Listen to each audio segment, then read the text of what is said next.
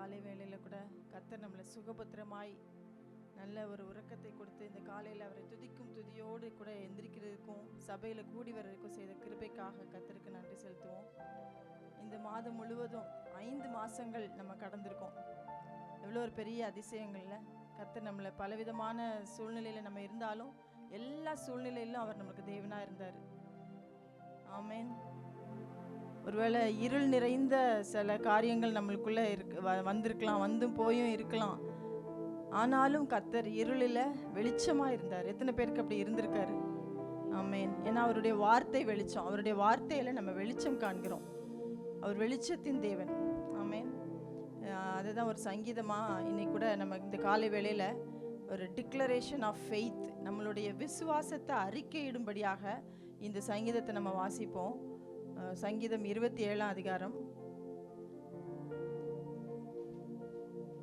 சங்கீதம் 112:4 கூட இப்படி சொல்லுது, செம்மையானவர்களுக்கு இருளில் வெளிச்சம் உதிக்குமா. நம்மளுக்கு நம்ம பல முறை நம்மளுக்கு தெரியாமலே பல இருட்டான சூழ்நிலைகளில் நம்மளுக்கு முன்னாடி என்ன இருக்குதுன்னு தெரியாமல் நம்ம போய் கொண்டிருக்கும் போது கர்த்தர் நம்மளுக்கு நல்ல பாதைகளை காமிச்சிருக்கிறாரு. வெளிச்சத்தில் நடக்கும்படியான கிருபைகளை தந்திருக்காரு. தொடர்ந்து அவர் நம்மளை அப்படி நடத்துவார். இன்னைக்கு கூட விசுவாசமாக நம்ம அறிக்கையிடும்படியா சங்கீதம் 27:1-10 வசனங்களை, இந்த 10 முதல் 10 வசனங்களை நம்ம அறிக்கையிடுவோம். விசுவாசத்தில் நம்ம அறிக்கையிட்டு இந்த வசனங்களை எல்லாருமா சேர்ந்து வாசிக்கலாம். 27. கர்த்தர் என் வெளிச்சமும் என் ரட்சிப்புமானவர், யாருக்கு பயப்படுவேன்? கர்த்தர் என் ஜீவனின் பலனானவர், யாருக்கு அஞ்சுவேன்? என் சத்துருக்களும் என் பகைஞருமாகிய பொல்லாதவர்கள் என் மாம்சத்தை பட்சிக்க என்னை நெருக்குகையில் அவர்களே இடறி விழுந்தார்கள். எனக்கு விரோதமாக ஒரு பாளையம் இறங்கினாலும் என் இருதயம் பயப்படாது. என் மேல் யுத்தம் எழும்பினாலும் இதிலே நான் நம்பிக்கையாய் இருப்பேன். கர்த்தரிடத்தில் ஒன்றை நான் கேட்டேன், அதையே நாடுவேன். நான் கர்த்தருடைய மகிமையை பார்க்கும்படியாகவும் அவருடைய ஆலயத்தில் ஆராய்ச்சி செய்யும்படியாகவும் நான் என் ஜீவனுள்ள நாளெல்லாம் கர்த்தருடைய ஆலயத்தில் தங்கியிருப்பதையே நாடுவேன். தீங்கு நாளில் அவர் என்னை தம்முடைய கூடாரத்தில் மறைத்து என்னை தமது கூடார மறைவில் ஒளித்து வைத்து என்னை கன்மலையின் மேல் உயர்த்துவார். இப்பொழுது என் தலை என்னை சுற்றிலும் இருக்கிற என் சத்துருக்களின் மேலாக உயர்த்தப்படும். அதிநிமித்தம் அவருடைய கூடாரத்திலே நான் ஆனந்த பலிகளை இட்டு கர்த்தரை பாடி அவரை கீர்த்தனம் பண்ணுவேன். கர்த்தாவே, நான் கூப்பிடுகிற சத்தத்தை நீர் கேட்டு எனக்கு இறங்கி எனக்கு உத்தரவு அருளி செய்யும். என் முகத்தை தேடுங்கள் என்று சொன்னீரே, உம்முடைய முகத்தையே தேடுவேன் கர்த்தாவே என்று இருதயம் உம்மிடத்தில் சொல்லிட்டு, உமது முகத்தை எனக்கு மறையாதேயும், நீர் கோபத்துடன் உமது அடியேனை விலக்கி போடாதேயும். நீரே எனக்கு சகாயர், என் ரட்சிப்பின் தேவனே, என்னை நெகிழ விடாமலும் என்னை கைவிடாமலும் இரும். என் தகப்பனும் என் தாயும் என்னை கைவிட்டாலும் கர்த்தர் என்னை சேர்த்து கொள்வார். ஆமேன். அருமையான இந்த வசனங்களை கர்த்தர் இந்த காலை வேளையில் ஒரு வாக்கு தத்தமாகவும் விசுவாச அறிக்கையாகவும் நம்மை அறிக்கையிடும்படி செய்தார். தாவீது சொன்னது போல நம்ம என்னது இல்லைனாலும் ஒன்றையே நம்ம நாடத்தக்கதாய், அந்த 4:5 கர்த்தரிடத்தில் நான் ஒன்றை தான் கேட்டேன், அது அவருடைய ஆலயத்தில் தங்கியிருக்கும்படியாகவும் அப்படின்னு சொல்லி. அவருடைய ஆலயம் இன்னைக்கு இந்த ஒரு பில்டிங்கை குறிக்கல, அவருடைய பிரசன்னத்தை குறிக்குது. அவருடைய பிரசன்னத்தில் நம்ம எப்பொழுதுமே தங்கி இருக்கிறவங்களா இருக்கும்போது அவர் தன்னுடைய முகத்தை நம்ம மேலே பிரகாசிக்க பண்ணுகிற தேவனாக இருக்கிறாரு. அவரை நம்ம பார்க்க முடியும். அவருடைய பிரசன்னத்திலே இருக்கும்போது அவரை பார்க்க முடியும். இன்னைக்கு கூட ஒரு சிலராக நம்ம இருந்தாலும் நம்ம அவருடைய முகத்தை நம்ம பார்க்கும்படியா, அவர் என்ன பேசுகிறாரு என்று சொல்லி கேட்கும்படியாக இந்த ஆலயத்துக்குள்ளே நம்ம வந்திருக்கிறோம். நம்மளுடைய கேள்விகள், நம்மளுடைய அச்சங்கள், நம்மளுடைய பயங்கள், எல்லா பயத்துக்கும் நம்மளை நீங்களாக்கி விடுகிற தேவன். எவ்வளோ சத்துருக்கள், எத்தனை சத்துருக்கள் பாளையம் போல இறங்கி வந்தாலும் நான் பயப்படவே மாட்டேன்னு சொல்லி தாவீது சொல்கிற மாதிரி நம்மளும் இன்னைக்கு எதற்கும் பயப்படாது இருக்கும்படியா நம்ம கர்த்தரிடத்துல நம்ம கேட்போம். ஒரு சமூகத்தில் இந்த நாளின் ஒவ்வொரு ஆராதனையும் கூட நமக்கு பிரயோஜனம் உள்ளதாக, நம்மளோடு கூட கர்த்தர் பேசுகிறதாக, அவர் பிரசன்னத்தை உணர்கிறதாக இருக்கும்படியாக கூட எல்லாரும் ஒரு விஷயம் ஜெபிக்கலாம். ஸ்தோத்திரம் கர்த்தாவே, நன்றியோடு மை துதிக்கிறோம். இந்த புதிய நாளை நீர் எங்களுக்கான செய்த கிருபைக்காய் ஸ்தோத்திரம் அப்பா. ஆண்டவரே, கிருபையாக இந்த 5 மாதங்களை கடக்கிறதுக்கு கர்த்தர் எங்களுக்கு கிருபை செய்தீரே, உமக்கு நன்றி ராஜா. ஆண்டவரே, எத்தனையோ நேரங்களில் ஆண்டவரே நாங்கள் உண்மை அறியாமல் இருந்த நேரத்தில் கூட, உம்முடைய பிரசன்னத்தை உணராமல் இருந்த நேரத்தில் கூட, தீங்கு நாளில் கூட நீர் எங்களை உம்முடைய கூடாரத்தின் மறைவில் ஒளித்து வைத்து நீர் எங்களை பாதுகாத்தீர் கர்த்தாவே. ஆண்டவரே, சத்துரு எங்களுக்கு எதிரடியாக வந்த போதெல்லாம் ஆண்டவரே, தன்னுடைய குதிகாலை தூக்கிய போதெல்லாம் ஆண்டவரே, நீர் எங்களை ஒழித்து வைத்து எங்களுக்கு சமாதானத்தை தந்து எங்களை காத்ததற்காக உமக்கு நன்றியோடு உம்மை துதிக்கிறோம் ராஜா. நீர் எங்களை காக்கிற தேவன், நீர் உறங்குவதும் இல்லை தூங்குவதும் இல்லை என்பதை நாங்கள் வாசிக்கிறோம் கர்த்தாவே. நீர் எங்கள் மேல நோக்கமா இருக்கிறீங்க, அதற்காக உமக்கு ஸ்தோத்திரம் தகப்பனே. ஆண்டவரே, நீர் செய்த ஒவ்வொரு உபகாரங்களுக்காகவும் எல்லா நன்மைகளுக்காகவும் கர்த்தாவே நன்றி செலுத்தும்படியாய், நன்றி பலி எடுக்கும்படியாய் இந்த சபையில நாங்கள் ஒன்றாய் கூடியிருக்கிறோம் தகப்பனே. எங்களுடைய இருதயத்தின் வாஞ்சைகள் விருப்பங்கள் எல்லாவற்றையும் நீர் அறிந்திருக்கிற தேவன் கர்த்தாவே. நீர் எல்லாவற்றையும் நிறைவேற்றும்படியாய் ஜெபிக்கிறோம் கர்த்தாவே. இந்த நாள்ல நாங்க ஜெபிக்க போகிற ஒவ்வொரு ஜெபத்திற்கும் நீர் எங்களுக்கு பதிலை கொடுக்கும்படியாக கூட ஜெபிக்கிறோம் அப்பா. உம்மை நோக்கி பார்த்த ஒரு முகங்களும் வெட்கப்பட்டு போனதில்லைன்னு சொல்லியிருக்கிறீங்க அப்பா. உம்முடைய முகத்தை நோக்கி பார்த்தவர்களை நீங்க பிரகாசம் அடைகிற செய்கிற தேவன் கர்த்தாவே. ஏன்னா நீரே பிரகாசமுள்ள தேவனா இருக்கிறீங்க கர்த்தாவே. ஆண்டவரே, நீர் எங்களுக்கு இருள வெளிச்சமாய் இருக்கிறதற்காக உம்மை நன்றியோடு துதிக்கிறோம் அப்பா. ஆண்டவரே, எங்களுடைய ஒவ்வொருவருடைய சூழ்நிலையும் எங்களுக்கு எதிராக ஒருவேளை இருட்டை போல இருக்கலாம் அப்பா. ஆனா ஆண்டவரே, அந்த இருள கூட நீர் எங்களுக்கு வெளிச்சத்தை உதிக்க பண்ணுகிறீரே, அதற்காய் ஸ்தோத்திரம் தகப்பனே. அப்பா, இந்த நாள்லையும் அப்பா உம்முடைய பிள்ளைகள் வர தடைப்பட்டவர்கள் ஒவ்வொருவரையும் கூட நீங்க அழைத்து கொண்டு வரும்படியாய், ஒவ்வொருவரோடு கூட நீங்க பேசும்படியாய் ஜெபிக்கிறோம் அப்பா. என்னென்ன மனதுல கிளேசங்களோடு எந்த கலக்கத்தோடு உம்முடைய பிள்ளைகள் இந்த இடத்துல கூடியிருப்பார்களே, ஆனால் அப்பா உம்முடைய வார்த்தை தெளிவாய் எங்களுக்கு வரும்படியாய், வார்த்தையினால நீர் எங்களோடு கூட இடைப்படும்படியாய் பேசும்படியாய் ஒரு விசை ஜெபிக்கிறோம் அப்பா. ஆண்டவரே, தாவீது சொன்னது போல ஆண்டவரே, நாங்கள் ஒன்றை மாத்திரம் இடத்துல கேட்கிறோம் ஆண்டவரே, உம்முடைய பிரசன்னத்தை எங்களை விட்டு விலகாது இருக்க செய்யுங்க அப்பா. ஆண்டவரே, நாங்கள் உம்முடைய பிரசன்னத்திலிருந்து விலகி போய் விடாதபடிக்கு ஒன்றையே நாங்கள் கேட்கிறோம் அப்பா. உம்முடைய ஆலயத்துல உம்மை நாங்கள் ஆராய்ந்து பார்க்கும்படியாய், ஆராய்ச்சி செய்யும்படியாக அதையே நாடுகிறோம் கர்த்தாவே. ஆண்டவரே, உம்முடைய வார்த்தைகளை எங்களுக்கு தெரிவித்துக் கொண்டே இருக்கும்படியாய் ஜெபிக்கிறோம் அப்பா. ஆண்டவரே, நீதியின் பாதையில நீர் எங்களை நடத்தி கொண்டே இருக்கும்படியாய் ஜெபிக்கிறோம் அப்பா. ஆவியானவரின் துணை எங்களுக்கு முன்னாடி போய்கொண்டே இருக்கும்படியாய் சொல்லியிருக்கிறோம் ஜெபிக்கிறோம் அப்பா. நீங்க சொல்லி இருக்கிறது போல நீரே எங்களுக்கு துணையா இருக்கிறீங்க தகப்பனே. ஆண்டவரே, எதுவும் எங்களை அப்பா நான் எந்த பயத்துக்கும் எங்களுக்குள்ளாகி விடாதபடிக்கு, எந்த ஒரு காரியமும் எங்களை டிஸ்டர்ப் பண்ணாதபடிக்கு கூட உம்முடைய வார்த்தை எங்களுக்கு தெளிவா இருக்கும்படியாய் ஆண்டவரே, உம்முடைய வார்த்தை பசும் பொன்னை போல ஆண்டவரே தெளிவான வார்த்தைகள் கர்த்தாவே. அந்த வார்த்தைகளை எங்களுக்கு நீங்க தெரிவிக்கும்படியா இந்த காலை வேளையில உம்முடைய முகத்தையே பார்க்கிறோம் ராஜா. ஆண்டவரே, பாடல் மூலமாக செய்தி மூலமாக வருகிற உம்முடைய வார்த்தைகளை கர்த்தாவே நாங்கள் தியானிக்கிறதற்கு, அவைகளை உட்கொள்ளுகிறதற்கு எங்களுக்கு பலத்தை கொடுங்கப்பா. ஆண்டவரே, இந்த இடத்துல கூட பேசுகிற உம்முடைய அடியானை மறைத்து தெய்வ பிரசன்னம் ஆண்டவரே, தெய்வ சத்தம் எங்களுக்குள்ள துணிக்கும்படியாய் ஜெபிக்கிறோம் தகப்பனே. ஆண்டவரே, நாங்கள் செய்கிற ஒவ்வொரு காரியங்களும் ஆண்டவரே, நாங்கள் செலுத்துகிற காணிக்கைகள் ஒவ்வொன்றும் உம்முடைய சமூகத்தில் பிரீதியா இருக்கும்படியாய், எங்களுடைய வாயின் வார்த்தைகளும் எங்களுடைய இருதயத்தின் தியானம் உம்முடைய சமூகத்தில் இருக்கும்படியாய், பிரீதியா இருக்கும்படியாய் ஜெபிக்கிறோம் அப்பா. ஆண்டவரே, வந்த ஒவ்வொருவரையும் நீங்க நிரப்பி அனுப்புங்க கர்த்தாவே. யாரும் வெறுமையா இந்த இடத்தை விட்டு திரும்பி போயிடக்கூடாது கர்த்தாவே. ஆண்டவரே, இன்னும் உம்மை அறியாத ஜனங்களுக்காக கூட நாங்கள் ஜெபிக்கிறோம் கர்த்தாவே. ஆண்டவரே, சபையில ஒரு வளர்ச்சிக்காக கூட நாங்கள் ஜெபிக்கிறோம் இந்த காலை வேளையில அப்பா. ஆண்டவரே, உம்மை அறியாத எத்தனையோ மக்கள் இந்த அபுதாபி பட்டணத்துல இருக்கிறாங்க கர்த்தாவே. அவர்கள் எல்லாரையும் நாங்கள் நினைத்து ஆண்டவரே உம்முடைய சமூகத்தில் அவர்களை வைத்து அவங்க அப்படிப்பட்டவர்களுக்காய் ஜெபிக்கிறோம் ஆண்டவரே. ஆண்டவரே, வாஞ்சையுள்ள ஆத்துமாவை நீங்க திருப்தியாக்குகிற தேவன் ஆண்டவரே. தவணமுள்ள ஆத்துமாவை நீங்க திருப்தியாக்குகிற தேவன் அப்பா. அப்படிப்பட்ட ஆத்துமாக்களை நீங்க எங்களுக்கு காண்பிக்கும்படியாய் ஆண்டவரே, அவர்கள் எங்களோடு கூட இணைந்து கொள்ளும்படியான கிரியைகளை செய்கிற தேவன் நீரப்பா. ஆண்டவரே, இந்த சபையில கூட அநேகரை ஆண்டவரே விசுவாசிக்கத்தக்கதான அநேகரை நீங்க கொண்டு வரும்படியாய் ஜெபிக்கிறோம் அப்பா. விசுவாசத்துக்குள்ள வளர்கிறவர்களை நீங்க கொண்டு வரும்படியாய் ஜெபிக்கிறோம் அப்பா. ஒருவராவது கெட்டு போது உமக்கு சித்தம் இல்லை கர்த்தாவே. ஆண்டவரே, இந்த சபையை நீங்க பொறுப்பெடுத்துக் கொள்ளுங்க. இது உம்முடைய சபை கர்த்தாவே. ஆண்டவரே, வருகிற ஒவ்வொருவரையும் நீங்க துரிதமாய் அழைத்து கொண்டு வரும்படியாய் கூட ஜெபிக்கிறோம். இயேசு கிறிஸ்துவின் நாமத்தினால வேண்டிக் கொள்கிறேன் பரமபிதாவே, ஆமென்.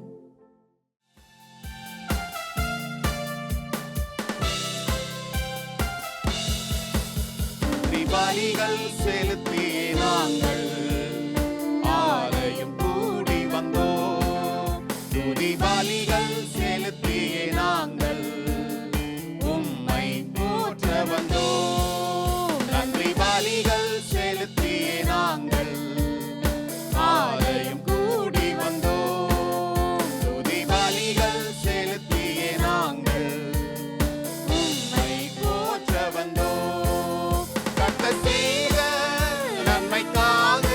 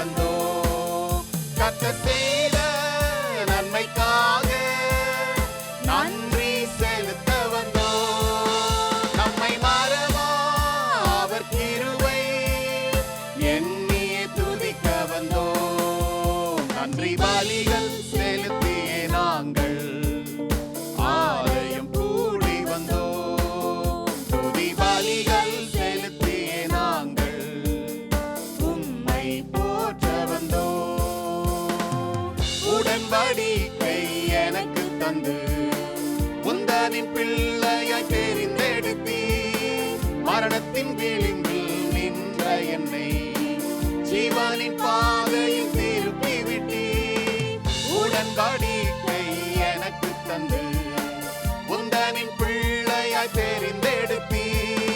மரணத்தின் விளிம்பில் நின்ற என்னை ஜீவனின் பாதையில் திருப்பி விட்டீர். கர்த்தர் செய்த நன்மைக்காக நன்றி செலுத்த வந்தோம்.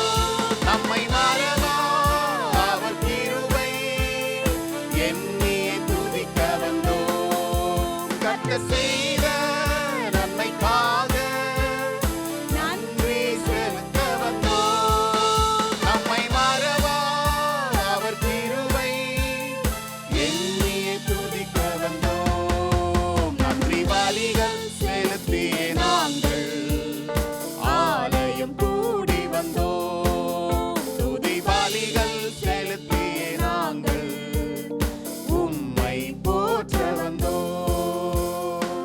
பாதைகள் என்னை சூழ்ந்த போது செட்டைகளாலே என்னை மறைத்தீ. பாதைகள் எல்லாம் காக்கும்படி தூதர்கள் அனுப்பி உதவி செய்தீ. பாதைகள் என்னை சூழ்ந்த போது செட்டைகளாலே என்னை மறைத்தீ. பாதைகள் எல்லாம் காக்கும்படி தூதர்கள் அனுப்பி உதவி செய்தீர். கர்த்தர் செய்த நன்மைக்காக நன்றி செலுத்த வந்தோம். நம்மை மறவா அவர் கிருபை எண்ணியே துதிக்க வந்தோம். கர்த்தர் செய்த நன்மைக்காக நன்றி செலுத்த வந்தோம். நம்மை மறவா அவர் கிருபை எண்ணியே துதிக்க வந்தோம். நன்றி பலிகள் செலுத்தியே நாங்கள் ஆலயம் கூடி வந்தோம். துதி பலிகள் செலுத்தியே நாங்கள் உம்மை போற்ற வந்தோம். தேவைகள் நெருக்கி நின்ற போது அற்புதமாக பெருக வைத்தீர். கண்ணீரின் பாதையில் திகைத்த போது கண்மணியே என்று என்னை அழைத்தீர். தேவைகள் நெருக்கி நின்ற போது அற்புதமாக பெருக வைத்தீர். கண்ணீரின் பாதையில் திகைத்த போது கண்மணியே என்று என்னை அழைத்தீர். கர்த்தர் செய்த நன்மைக்காக நன்றி செலுத்த வந்தோம். நம்மை மறவா அவர் கிருபை எண்ணியே துதிக்க வந்தோம். கர்த்தர் செய்த நன்மைக்காக நன்றி செலுத்த வந்தோம். நம்மை மறவா அவர் கிருபை எண்ணியே துதிக்க வந்தோம். நன்றி பலிகள் செலுத்தியே நாங்கள் ஆலயம் கூடி வந்தோம். துதி பலிகள் செலுத்தியே நாங்கள் உம்மை போற்ற வந்தோம். நன்றி பலிகள் செலுத்தியே நாங்கள் ஆலயம் கூடி வந்தோம். துதி பலிகள் செலுத்தியே நாங்கள் உம்மை போற்ற வந்தோம்.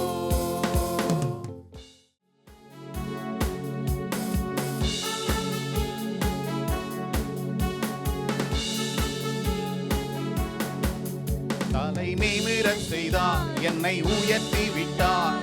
இனி நான் கலங்குவதில்லையே. பலனடைய செய்தார், என்னை மகிழச் செய்தார். இனி என்றும் பயம் எனக்கில்லையே. தலை நிமிரச் செய்தார், என்னை உயர்த்தி விட்டார். இனி நான் கலங்குவதில்லையே. பலனடைய செய்தார், என்னை மகிழச் செய்தார்.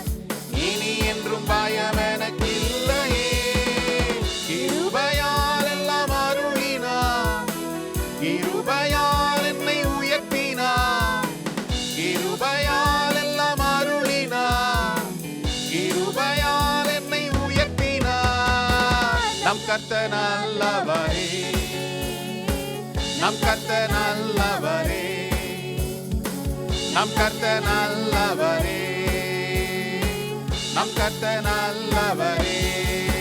தலை நிமிரச் செய்தார், என்னை உயர்த்தி விட்டார். இனி நான் கலங்குவதில்லையே.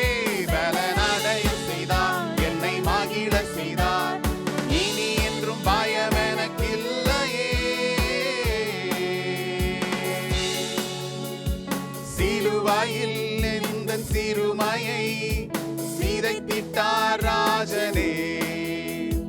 பெருமையை வேரோடு அறுத்திட்டார் வெற்றியின் தேவனே. சிலுவையில் எந்தன் சிறுமையை சிதைத்திட்டார் ராஜனே. பெருமையை வேரோடு அறுத்திட்டார் வெற்றியின் தேவனே. ஆணிகள் பாய்ந்த கைகளா என் கரம் பிடித்தாரே. ரத்தம் பாய்ந்த தம் காலினா என்னை நடக்க செய்தாரே. ஆணிகள் பாய்ந்த கைகளா என் கரம் பிடித்தாரே. ரத்தம் பாய்ந்த தம் காலினா என்னை நடக்க செய்தாரே. நம் கர்த்தர் நல்லவரே, நம் கர்த்தர் நல்லவரே, நம் கர்த்தர் நல்லவரே, நம் கர்த்தர் நல்லவரே. தலை நிமிர செய்தார், என்னை உயர்த்தி விட்டார். இனி நான் கலங்குவதில்லையே. பலனடைய செய்தார், என்னை மகிழ செய்தார். இனி அவன் பயம் எனக்கில்லையே. குகைதானில் ஒளிந்து கிடந்தேனே, அரண்மனை தந்தாரே. வெட்கத்தை அவர் மாற்றினார், நம்பினேன் விடுவித்தார். குகைதானில் ஒளிந்து கிடந்தேனே, அரண்மனை தந்தாரே. வெட்கத்தை அவர் மாற்றினார், நம்பினேன் விடுவித்தார். எதிரிகள் முன்னுயர்த்தினார், என் தலையை நிமிர செய்தார். உத்தமம் அவர் வார்த்தைகள், செய்கைகள் சத்தியம். எதிரிகள் முன்னுயர்த்தினார், என் தலையை நிமிர செய்தார். உத்தமம் அவர் வார்த்தைகள், செய்கைகள் சத்தியம். நம் கர்த்தர் நல்லவரே, நம் கர்த்தர் நல்லவரே, நம் கர்த்தர் நல்லவரே, நம் கர்த்தர் நல்லவரே. தலை நிமிர செய்தார், என்னை உயர்த்தி விட்டார். இனி நான் கலங்குவதில்லையே. பலனடைய செய்தார், என்னை மகிழ செய்தார். இனி என்றும் பயம் எனக்கில்லையே. தலை நிமிர செய்தார், என்னை உயர்த்தி விட்டார். இனி நான் கலங்குவதில்லையே. நடைய செய்தார், என்னை மகிழ செய்தார். இனி என்றும் பயம் எனக்கில்லையே. கிருபையால் எல்லாம் அருளினார், கிருபையால் என்னை உயர்த்தினார். கிருபையால் எல்லாம் அருளினார், கிருபையால் என்னை உயர்த்தினார். நம் கர்த்தர் நல்லவர். எல்லாரும் சத்தமா, நம் கர்த்தர் நல்லவரே, நம் கர்த்தர் நல்லவரே, நம் கர்த்தர் நல்லவரே.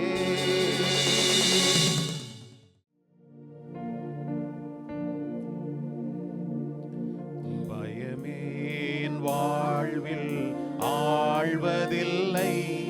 நம் காலங்கள் தேவனின் கரங்களிலே. நம்பிக்கையில்லா நிலை மாறிடும், புது நம்பிக்கை திடன் நம்மில் பெருகிடுமே. பயமே நம் வாழ்வில் ஆழ்வதில்லை. நம் காலங்கள் தேவனின் கரங்களிலே. நம்பிக்கையில்லா நிலை மாறிடும், புது நம்பிக்கை திடன் நம்மில் பெருகிடுமே. யாவே நீரென்றும் என் தேவன், தலைமுறை தலைமுறையா. யாவே நீரெந்தன் தந்தை,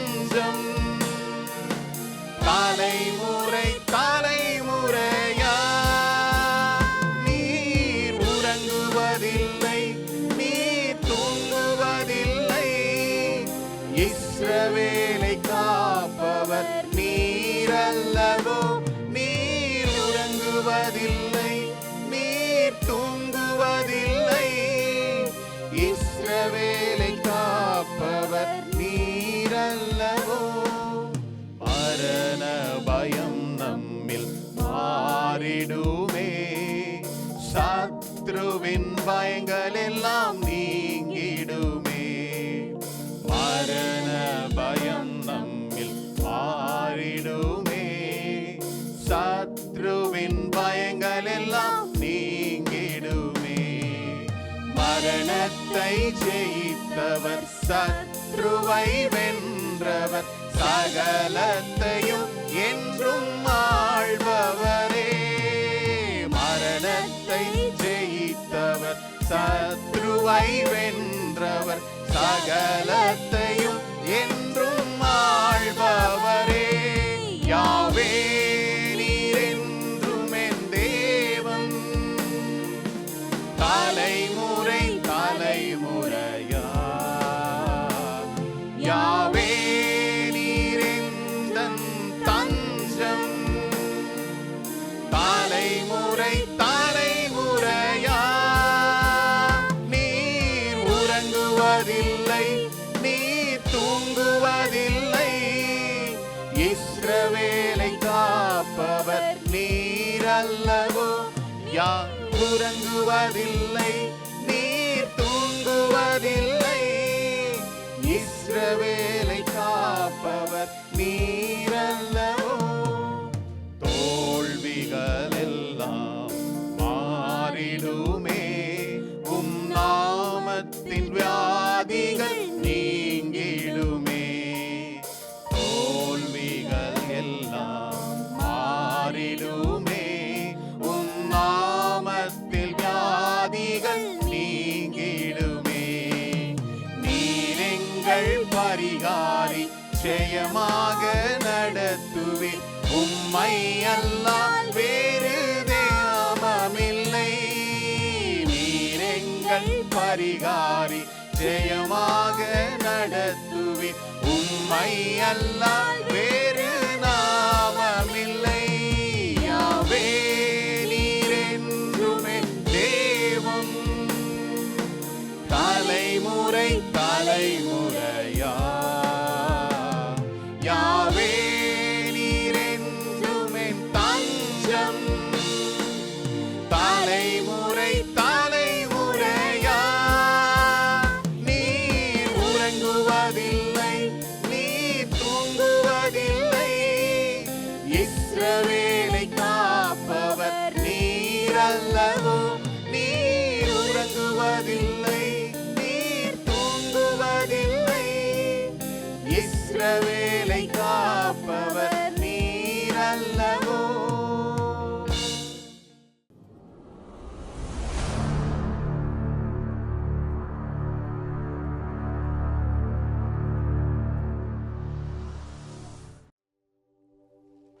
ஹல்லேலூயா. மீண்டும் ஒரு புதிய நாளிலும் கர்த்தருடைய வார்த்தை, புதிதான வார்த்தையை உங்களுக்கு நான் கொண்டு வந்திருக்கிறேன். கர்த்தர் கொடுத்த வார்த்தை உங்களோடு கூட நான் பகிர்ந்து கொள்கிறேன். கடந்த வாரத்தில் எதற்காக கர்த்தர் நம்மை தெரிந்து கொள்ளணும் அப்படின்னு சொல்லி நம்ம பார்த்தோம். எதற்காக கர்த்தர் என்னை தெரிந்து கொள்ளணும் இல்லை? நாம் வேறு நம்மளுடைய குடும்ப பின்னணியை பார்த்தோன்னா நம்ம வேறு இடத்துல இருந்திருக்கலாம், வேறு மதத்தை பின்பற்றி இருக்கலாம், இல்லை வேறு வாழ்க்கை நமக்கு வாழ்ந்திருக்கலாம். ஆனால் கர்த்தர் உங்களையும் என்னையும் தெரிந்து கொண்டதனுடைய நோக்கம் என்ன அப்படின்னு சொல்லி போன வாரம் நம்ம பார்த்தோம். அதனுடைய தொடர்ச்சியாய் அந்த கர்த்தர் என்னை தெரிந்து கொண்டதற்கு என்னுடைய பதில் என்ன, நான் எப்படி அதை என்னுடைய பதில் என்னவா இருக்குது, என்னுடைய ரெஸ்பாண்ட் என்னவா இருக்குது. What is my respond towards his calling? என்னை அவர் அழைத்திருக்கிறார், அது சரி, என்னை தெரிந்து கொண்டிருக்கிறாரு. ஆனால் என்னுடைய ரெஸ்பாண்ட் என்ன அப்படின்னு சொல்லி தான் நம்ம பார்க்க போறோம். கர்த்தர் உங்களை என்னை ஏதோ வேறு பிரித்து கொண்டு வந்து பெயர் மாற்றுவதற்கு அல்ல, இல்லை ஏதோ ஒரு நாள் வாரத்துக்கு ஒரு நாள் சபைக்கு போறோம், இதற்காக மாத்திரம் அல்ல.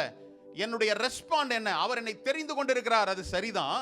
ஆனால் என்னுடைய ரெஸ்பாண்ட், என்னுடைய பதில் என்னவா இருக்குது அப்படின்னு சொல்லி இந்த காலை வேளையில் உங்களோடு கூட ஒரு சின்ன ஒரு ஷார்ட் மெசேஜ் தான். இன்னைக்கு நமக்கு பைபிள் டெஸ்ட் இருக்கிறதுனால நான் சீக்கிரமாக முடிக்கணும்னு நான் நினைக்கிறேன். கர்த்தர் அது உதவி செய்வார். அப்போ அவரால் தெரிந்து கொள்ளப்பட்ட தேவ ஜனத்தின் மூலமாக கர்த்தருடைய வல்லமை என் மூலமாய் வெளிப்படும்படியாய் தான் என்ன செய்றாரு? அழைத்திருக்கிறார். என்னை தெரிந்து கொண்டதற்கும் என்னை அழைத்ததற்கும் ஒரு நோக்கம். என்னன்னு சொல்றது நான் உங்களையும் சேர்த்தான் சொல்றேன். பாஸ்டர் அவரை தான் பத்தி சொல்றாரு போல இருக்கு அப்படின்னு நினைச்சுக்காதீங்க. உங்களையும் தெரிந்து கொண்டிருக்கிறார், உங்களுக்கும் ஒரு அழைப்பை கொடுத்திருக்கிறார். அந்த அழைப்பினுடைய நோக்கம் என்ன? அவருடைய வல்லமை உங்கள் மூலமாய் வெளிப்படும்படியாய், பூமியில வெளிப்படும்படியாய். அதனால்தான் அவருடைய சீஷர்களுக்கு அவர் சொன்ன ஜெபத்துல சொன்ன காரியம் என்னது? பரலோகத்தில் இருக்கிறது போல பூமியில என்ன செய்யணும்பா? செயல்படணும். எப்படி செயல்படணும்? உங்கள் மூலமா என் மூலமா செயல்படணும். அப்போ தேவன் எந்த நோக்கத்திற்காக, ஒரு நோக்கத்திற்காக தெரிந்து கொண்டிருக்கிறார். எதற்காக தெரிந்து கொண்டிருக்கிறார் என்பதை பார்த்தோம். அந்த தெரிந்தெடுப்பின் அடிப்படையில் என்னுடைய ரெஸ்பாண்ட் இல்லை, என்னுடைய பதில் என்னவா இருக்குது அப்படின்றதை குறித்து இந்த காலை வேளையில் உங்களோடு கூட நான் தியானிக்க விரும்புகிறேன். எடுத்துக்கொள்வோம். 1 நாளாகமம் 29ஆம் அதிகாரத்தில் 11ஆம் வசனம் 12ஆம் வசனங்களை நாம் வாசிக்க கேட்கலாம். கர்த்தாவே, மாட்சிமையும் வல்லமையும் மகிமையும் ஜெயமும் மகத்துவமும் உம்முடையவைகள். வானத்திலும் பூமியிலும் உள்ளவைகள் எல்லாம் உம்முடையவைகள். கர்த்தாவே, ராஜ்யமும் உம்முடையது. தேவரீர் எல்லாருக்கும் தலைவராய் உயர்ந்திருக்கிறீர். அடுத்த வசனம். ஐஸ்வர்யமும் கனமும் உம்மாலே வருகிறது. தேவரீர் எல்லாவற்றையும் ஆளுகிறவர். உம்முடைய கரத்திலே சத்துவமும் வல்லமையும் உண்டு. எவரையும் மேன்மைப்படுத்தவும் பலப்படுத்தவும் உம்முடைய கரத்தினால் ஆகும். ஹல்லேலூயா. வாசிக்க கேட்ட இந்த 2 வசனங்களிலும் தேவனுடைய மகத்துவத்தையும் தேவனுடைய பராக்கிரமத்தையும் வல்லமையும் வெளிப்படுத்துகின்ற வார்த்தைகளை நான் வாசிக்க கேட்கிறோம். இந்த தேவன் உலகத்தை உண்டாக்கினார், சிருஷ்டித்தார். எல்லா சிருஷ்டிப்பும் அவராலே உண்டானது எல்லாம் நமக்கு தெரிந்திருந்தாலும் கூட எழுதப்பட்ட வார்த்தையின்படி மகத்துவமும் மகிமையும் அவர் குறித்தது என்பதை நாம பார்க்கிறோம். அது மாத்திரமல்ல, ஐஸ்வர்யமும் கனவும் உம்மாலே வருகிறது. தேவரின் எல்லாவற்றையும் ஆளுகிறவர். உம்முடைய கரத்திலே சத்துவமும் வல்லமையும் உண்டு. எவரை மேன்மைப்படுத்தவும் பலப்படுத்தவும் உம்முடைய கரத்தினால் ஆகும். எத்தனை பேர் நம்புறீங்க? எவரையும் மேன்மைப்படுத்தவும் பலப்படுத்தவும் அவருடைய கரத்தினாலே ஆகும். ஹல்லேலூயா. நாம் சில நேரம் நினைக்கிறோம், இப்படி போனா இந்த காரியம் செய்தா இப்படி நடக்கும் அப்படின்னு நம்ம நினைக்கிறோம். சில நேரம் நம்ம சயின்ஸை நம்புறோம், மேக்ஸை நம்புறோம், அநேக காரியங்களை நான் நம்பிக்கை என்ன செய்யுது அப்படி போய்கிட்டே இருக்குது. உலகத்தின் அடிப்படையில் அநேக நம்பிக்கை இருக்குது. ஆனால் சகலத்தையும் உண்டாக்கின தேவன் உங்களுக்கும் எனக்கும் அந்த அதிகாரத்தை கொடுத்திருக்கிறார்னா நம்ம என்ன செய்யறதில்ல? போங்க பாஸ்டர், காலையிலே ஜோக் அடிக்காதீங்க. அவ்வளோ வல்லம் இருந்ததுன்னா ஏன் என்னுடைய வாழ்க்கை இவ்வளோ பிரச்சனைகள் போகணும், இவ்வளோ பாடுகள் ஏன் எனக்கு அப்படின்னு நம்ம நினைக்கிறோம். ஆனால் நான் சொல்கிறேன் கேளுங்க, தேவனை விசுவாசிக்கின்ற அவரை சொந்த இரட்சகராக ஏற்றுக்கொண்ட ஒவ்வொரு தேவ பிள்ளைகளுக்கும் அந்த அதிகாரத்தையும் வல்லமையும் கொடுத்திருக்கிறார். எப்படி சொல்ல முடியும்? ஆதியாகமத்திலே சொல்லப்பட்ட வார்த்தை தான். அவருடைய சாயலாகவும் ரூபமாகவும் தான் மனுஷனை என்ன செய்தாரு? உண்டாக்குவோம் என்று சொன்னார். யார்கிட்ட சொன்னாரு? பிதாவாகிய தேவன் அவரோடு கூட இருந்த குமாரனாகிய இயேசுவினிடத்திலும் பரிசுத்த ஆவியானிடத்திலும் என்ன செய்யறாரு? சொல்லிட்டு தான் அவர் உருவாக்குறார்ல. நீங்க எடுத்துக்கொள்வோம். ஆதியாகமம் 1 அதிகாரத்தில் 26வது வசனம். பின்பு தேவன் நமது சாயலாகவும் நமது ரூபத்தின்படியையும் மனுஷனை உண்டாக்குவோமாக. அவர்கள் சமுத்திரத்தின் போதும் உண்டாக்குவோமாக அப்படின்னு சொல்றாரு. லெட் அஸ் மேக் மென் அப்படின்றாரு. மேன் அப்படின்றார். லெட் அஸ் அப்படின்னா என்ன அர்த்தம்? ப்ளூரல். உண்டாக்குவோமாக, நாம் எல்லாம் சேர்ந்து அப்படின்றார். அப்போ ஒரு தனி மனிதனாக அல்ல, அவர் மூவரான கிறிஸ்து திரியேக தேவன் என்ன செய்றாரு? அந்த அதிகாரத்தை அவருக்கு என்ன ரூபத்தின்படி அவருடைய சாயலின்படி நம்மை உருவாக்கி இருக்கிறார். அப்போ அவருடைய அதிகாரங்களும் வல்லமைகளும் எனக்கும் என்ன செய்யுது? இருக்கு. அப்படிதானே? முதல் அதிகாரம், ஆதியாகமம் 1 அதிகாரத்தில் 2வது வசனத்தை பார்க்கும்போது, அவர் பூமியானது வெறுமையா இருந்தது, பரிசுத்த ஆவியானவர் அதன் மேல் என்ன செய்தாரா? அசைவாடினார். அப்ப ஆவியானவர் அங்க இருக்கிறாரா இல்லையா? ஆமா. எப்ப செயல்படுறாரு? 3வது வசனத்தில் சொல்லப்படுறது, வெளிச்சம் உண்டாக கடவுதுன்னு சொன்ன என்னது? எப்பொழுது ஒரு வார்த்தை வருகிறதோ உண்டாக்குகின்ற படலம் என்ன செய்து நடக்குது. தேவன் உங்களுக்கும் எனக்கும் அந்த வல்லமையை கொடுத்திருக்கிறார். அநேக நேரம் நம்ம என்ன நினைக்கிறோம்? நாம் காண்கின்ற இந்த சிறிய சூழ்நிலைகளில நாம் அகப்பட்டு கொண்டதுனால இந்த சூழ்நிலை என்னை மேற்கொள்ளுமோ என்ற பயமும் நடுக்கமும் அடுத்த வார்த்தை பேச முடியாதபடி என்ன செய்து என்னை தெரிந்து கொண்டதனுடைய நோக்கம் என்ன தெரியுமா? என்னுடைய ரெஸ்பாண்ட் என்னன்னு கடவுள் பார்க்கிறார். என்னுடைய ரெஸ்பாண்டுக்கு தக்கதான் கர்த்தர் என்ன செய்யறாரு? பதில் அளிக்கிறார். இல்ல, அழுற பிள்ளைதான் பால் கிடைக்கும், அப்படி தானே? அலாம்லே இருந்ததுன்னா அம்மா பாட்டுக்கு ரிலாக்ஸாக தான் இருப்பாங்க. அது 1 மணியோ 12 மணியோ குழந்தை அழுகிற பிள்ளைக்கு தான் பால் கிடைக்கும். அதே போல தான் தேவனிடத்தில் நம்ம அவரை விசுவாசித்து அவருடைய வார்த்தையை பேசும்போது தான் அந்த அதிகாரம் என்ன செய்யும்? செயல்படும். அப்போ தேவன் சகலத்தையும் உண்டாக்கிய தேவன் அவர் என்ன செய்கிறாரு? அவர் உங்களையும் என்னையும் அந்த அதிகாரத்தை பயன்படுத்தும்படி என்ன செய்கிறார்? அழைக்கிறார். எதற்கு அந்த ரட்சிப்பு? அவருடைய சாயலை நாம் ஏன் தரிச்சிருக்கணும்? அவரை போல நாம் ஏன் மாறணும்? அவரை போல நடந்து கொள்வதற்கு கர்த்தர் என்னை அழைத்தது, என்னை தெரிந்து கொள்வதனுடைய நோக்கம் என்ன? என்னுடைய ரெஸ்பாண்ட் என்னவோ, நான் எப்படி பதில் அளிக்கிறேனோ அதற்கேற்றபடி என்னுடைய வாழ்க்கையை நான் என்ன செய்ய முடியும்? அமைத்துக் கொள்ள முடியும். பாருங்களேன், சங்கீதம் 66 சங்கீதத்தில் 3வது வசனம் இப்படியாய் சொல்லப்படுது. சங்கீதம் 66:3. தேவனை நோக்கி, உமது கிரியைகளில் எவ்வளவு பயங்கரமாய் இருக்கிறீர். உமது மகத்துவமான வல்லமை நிமித்தம் உம்முடைய சத்துருக்கள் உமக்கு இச்சகம் பேசி அடங்குவார்கள். ஹல்லேலூயா. உமது வல்லமையின் நிமித்தம் உம்முடைய சத்துருக்கள் இச்சகம் பேசி அடங்குவார்கள்.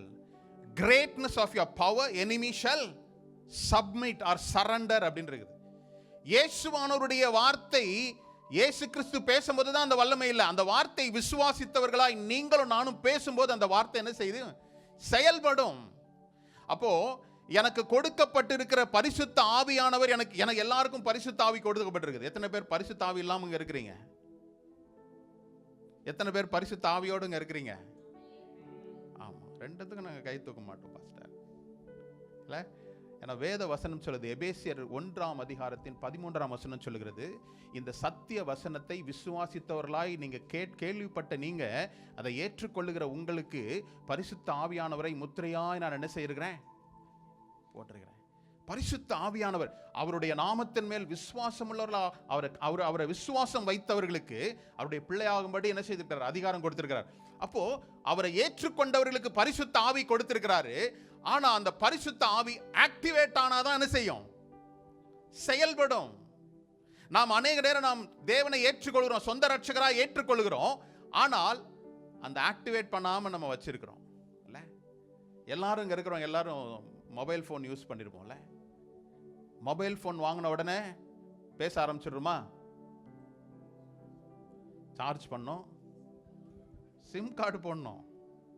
சிம் கார்டு வாங்கின உடனே போட்ட உடனே பேசிட முடியுமா? ரீசார்ஜ் பண்ணோம், அப்புறம் ஆக்டிவேட் பண்ணணும்.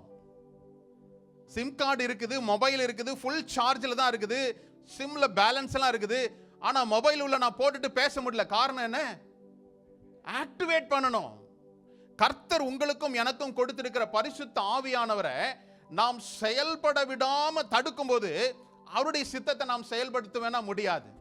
தேவ பிள்ளைகள் வல்லமையாய் செயல்படுத்தும்படியாய் தான் அவர் அழைத்திருக்கிறார். உங்களையும் என்னையும் ஏதோ 100 இன்னொன்னு என்ன செய்யலாம், கூட்டத்தை சேர்க்கலாம் அல்ல. அவர் என்ன செய்யறாரு? உருவாக்குகின்ற தேவனாய் இருக்கிறார். நீங்க யோசிச்சு பாருங்க, நீங்க ஆரம்பத்தில் கர்த்தரை ஏற்றுக்கொண்ட விதத்திலே அதே அளவுலையா இருக்கிறீங்க. கர்த்தர் உங்களை ஒவ்வொரு நாளும் என்ன செய்யறாரு? உங்களை உருவாக்கி கொண்டே இருக்கிறார். பிரச்சனைகளின் பாடுகளின் மத்தியில் நான் போனாலும் கூட கர்த்தர் என்னோடு கூட இருக்கிறார் என்று நம்ப செய்கிறார். ஹல்லேலூயா. அந்த நம்பிக்கை தான் நம்ம என்ன செய்யுது? பிடிச்சி நிப்பாட்ட வைக்குது.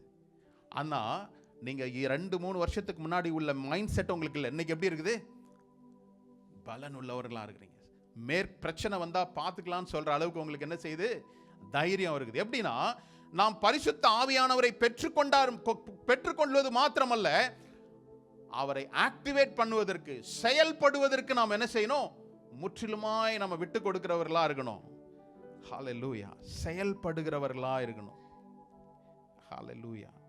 அதான் சொல்றேன், ஆதியாகமம் முதல் அதிகாரத்தில் 2வது வசனத்தில் பார்க்கிறோம், பரிசுத்த ஆவியானவர் ஜலத்தின் மேல் என்ன செய்யறாராம்? அசைவனார். எக்ஸிஸ்டன்ஸ், அவர் எக்ஸிஸ்ட் ஆறார், இருக்கிறாரு.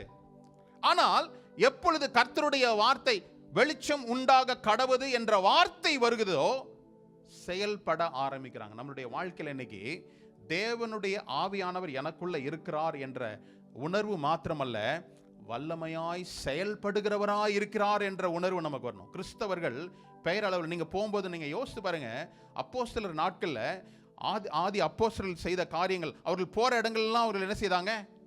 அவர்களை கண்டுபிடிச்சிட்டாங்க. அவங்க சொல்றாங்க, இந்த மார்க்கத்தார் அப்படின்றாங்க.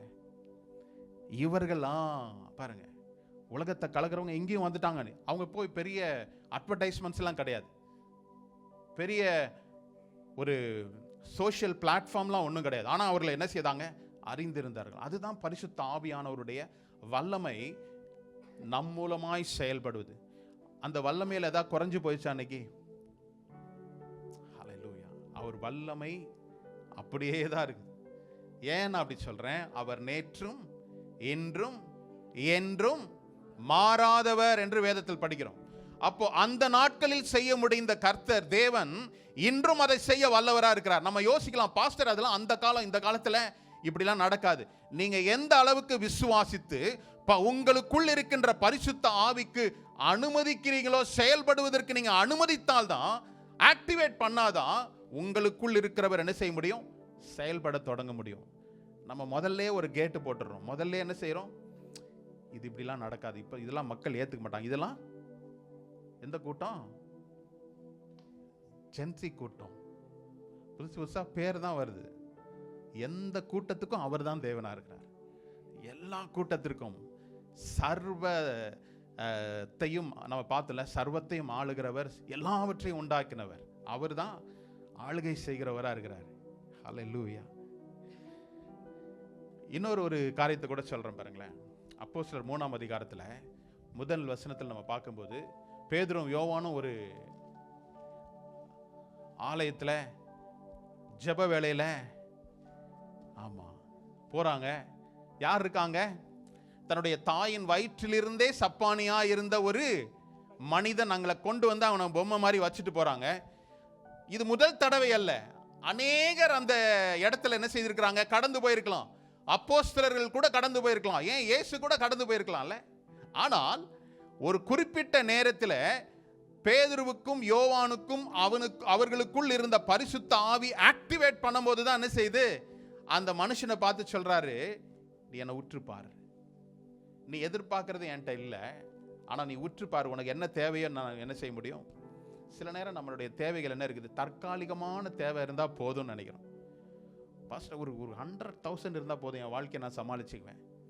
கையில் கொடுத்த உடனே அங்கங்கே போகும்போது என்ன செய்யும்? இன்னும் கொஞ்சம் அதிகமாக கேட்டிருக்கலாம் போல, அப்படிதான் தோணும்ல. நம்மளுடைய தற்காலிகமான ஒரு தேவைகளுக்காக மாத்திரம் நம்ம நினைக்கிறோம். ஆனால் பேதுருக்குள் இருந்த ஆவி அவனை எனேபிள், ஆக்டிவேட் பண்ணியிருந்ததுனால அவன் என்ன செய்யல? அவன் சூழ்நிலைகளை பார்க்கல, அவனுடைய ஹிஸ்டரியை யோசிக்கல, அவனோட பிரச்சனை பெருசு, இதெல்லாம் நம்மளால முடியாதுன்னு நினைக்கல. அவனுக்குள் இருந்த ஆவி அனுமதித்தது நிமித்தமாய் அவன் சொன்னா, நீ எதிர்பார்க்கிறது எங்ககிட்ட இல்லை, ஆனா எங்ககிட்ட இருக்கிறது நான் உங்களுக்கு தரேன். ஹல்லேலூயா. எத்தனை பேர் புரிஞ்சுதுன்னு தெரியல. உங்களுக்குள்ளேயே அதே ஆவிதான் செயல்படுது. அதனால தான் பேசுறேன். பேதுருவுக்கும் யோவானுக்கும் இருந்த அதே பரிசுத்த ஆவியானவர் தான் உங்களுக்கும் எனக்கு என்ன செய்யறாரு? கொடுக்கப்பட்டிருக்குது. நமக்கு ஒரு சின்ன ஆவி கொடுத்துருக்காங்க இல்ல, நம்ம ஒரு சின்ன லெவல் தான் அப்படின்ற மாதிரி இல்லை. அதே வல்லமை உங்கள் மூலமா செயல்பட முடியும்.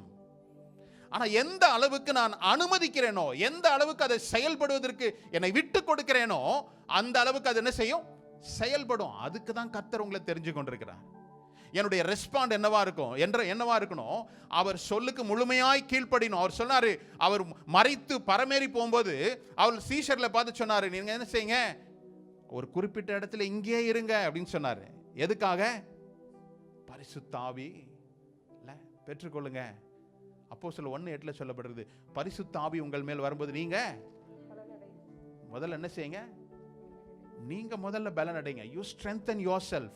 ஆவிக்குரிய வாழ்க்கையில நான் மற்றவர்களுக்கு நான் பயன்படணும் அப்படின்னா, என்னுடைய சீக்ரெட் பிளேஸ்ல நான் பலன் அடைஞ்சாதான், நான் பயன் பெற்றாதான் மற்றவர்களுக்கு பயனை கொடுக்க முடியும். நான் சொல்றேன், ஒரு சிறிய கூட்டமாக தான் உங்களோடு கூட நான் பேசுறேன். உங்களுடைய வாழ்க்கையில பரிசுத்த ஆவியானவர் வல்லமை வெளிப்பட்டால் மாத்திரமே நாம் சாட்சியா இருக்க முடியும். என்னுடைய பேச்சினால் அல்ல, என்னுடைய பேச்சு சாதுரியத்தினால நான் மக்களை கொண்டு வந்தேன்னா, கொஞ்ச நாள் அது சரக்கு முடிஞ்சு போனோன்னு அவ்வளவுதான், போயிட்டே இருப்பாங்க. ஆனா நமக்குள் இருக்கின்ற பரிசுத்த ஆவியினுடைய வல்லமை வெளிப்படும்படியா என்னுடைய வாழ்க்கை அமையுமே என்றால், நான் கர்த்தருக்கு உகர்ந்த பாத்திரமா, என்னிலிருந்து புறப்படுகிற வல்லமை இந்த மனிதர்களை என்ன செய்யும்?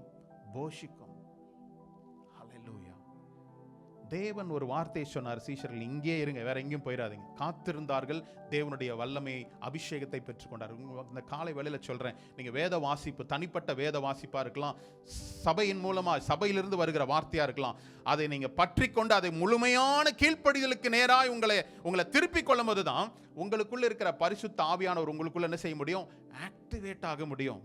இந்த ஆக்டிவேட் ஆகும்போது தான் அவர் இந்த கால் அட்டன் பண்ணும்போது யார் கூப்பிடுறாங்கன்னு தெரியாது, எப்போ கூப்பிடுறாங்கன்னு தெரியாது, ஆனால் அந்த கூப்பிடும்போது யூ வில் பி கனெக்டட். கரெக்டா இல்லையா? சில நீங்கள் தூங்கிட்டு இருப்பீங்க, அப்போ ஃபோன் பண்ணால் கூட என்ன செய்யும்? கால் வருதா இல்லையா? ஆனால் நம்ம என்ன செய்கிறோம்? சைலண்டில் போட்டுக்கிறோம். சில அழகான ஒரு கால் பண்ணுறவங்களுக்கு ஒரு வார்த்தை வரும், you call the right number at the wrong time சொல்லி அனுப்பிச்சிடுறோம் மெசேஜ். சரியான நபருக்கு தான் கூப்பிட்டீங்க, ஆனால் தவறான நேரம், தூங்குற நேரம். நீங்கள் உங்களுடைய ஆவியானவரை, உங்களுக்கு கொடுக்கப்பட்ட ஆவியை நீங்கள் ஆக்டிவேட்டாக வச்சுருந்தீங்கன்னா, எப்பொழுதும் பதிலளிக்கும்படியாக நீங்கள் வச்சுருந்தீங்கன்னா, அவர் எந்த நேரம் கூப்பிட்டாலும் நீங்கள் என்ன செய்ய முடியும்?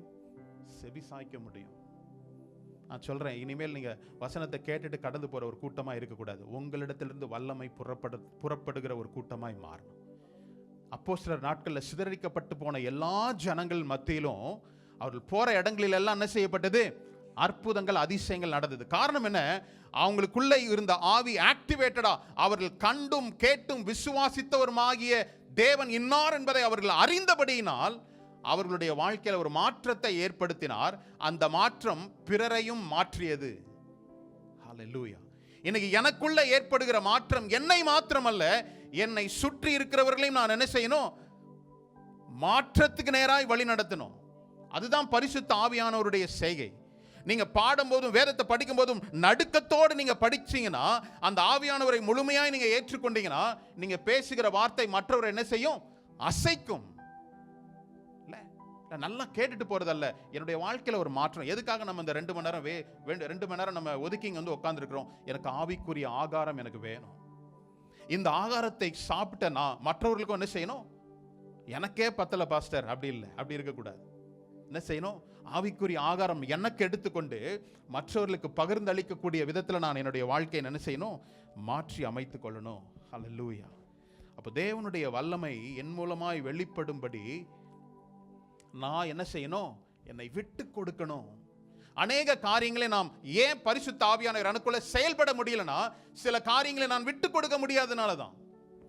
அப்படி விட்டு கொடுக்கத்தக்க ஒரு மகனாய் மகளாய் நான் என்ன செய்யணும்? என்னுடைய வாழ்க்கையை நான் மாற்றி அமைச்சுக் கொள்ளணும். பாருங்களேன், நம்ம அநேக நேரம் நம்ம நம்மளுடைய ஜெபம் எப்படி இருக்குது?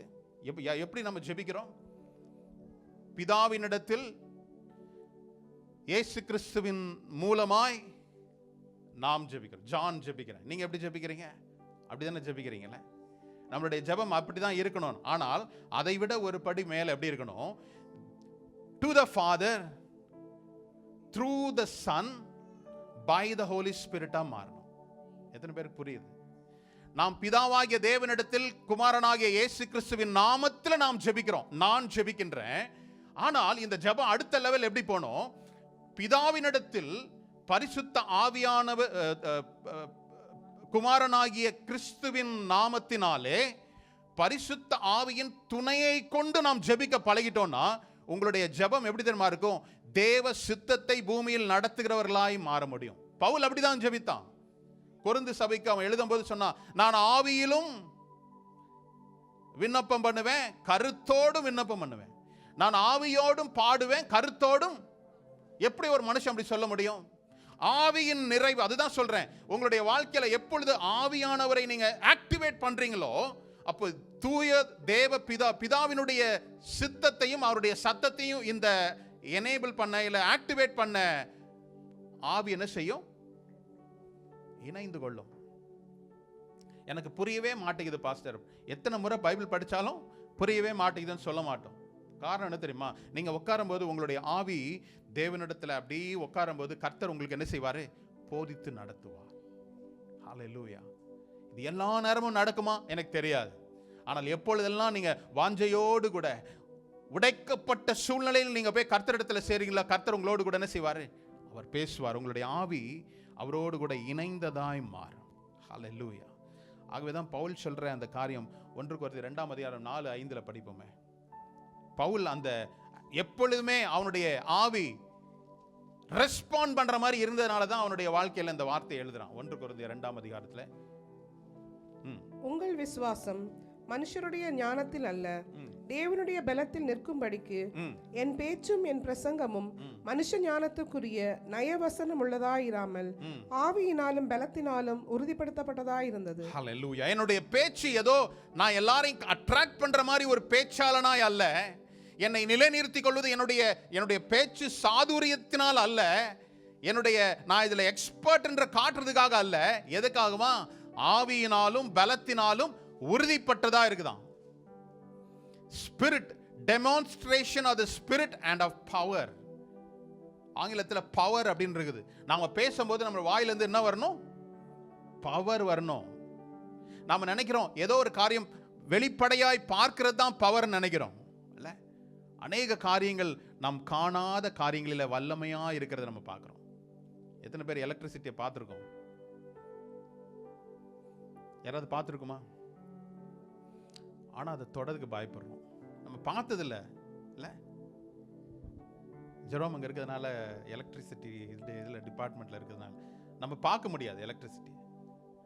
ஆனால் அதை தொட்டா, அப்போ தேவனுடைய வல்லமையை நம்ம என்ன செய்கிறோம்? அவரை பார்க்கட்டும், அவர் எனக்கு செய்யட்டும், இதை எனக்கு செஞ்சு காட்டுட்டும், அப்புறம் நான் நம்புகிறேன் அப்படின்னு நினைக்கிறோம்.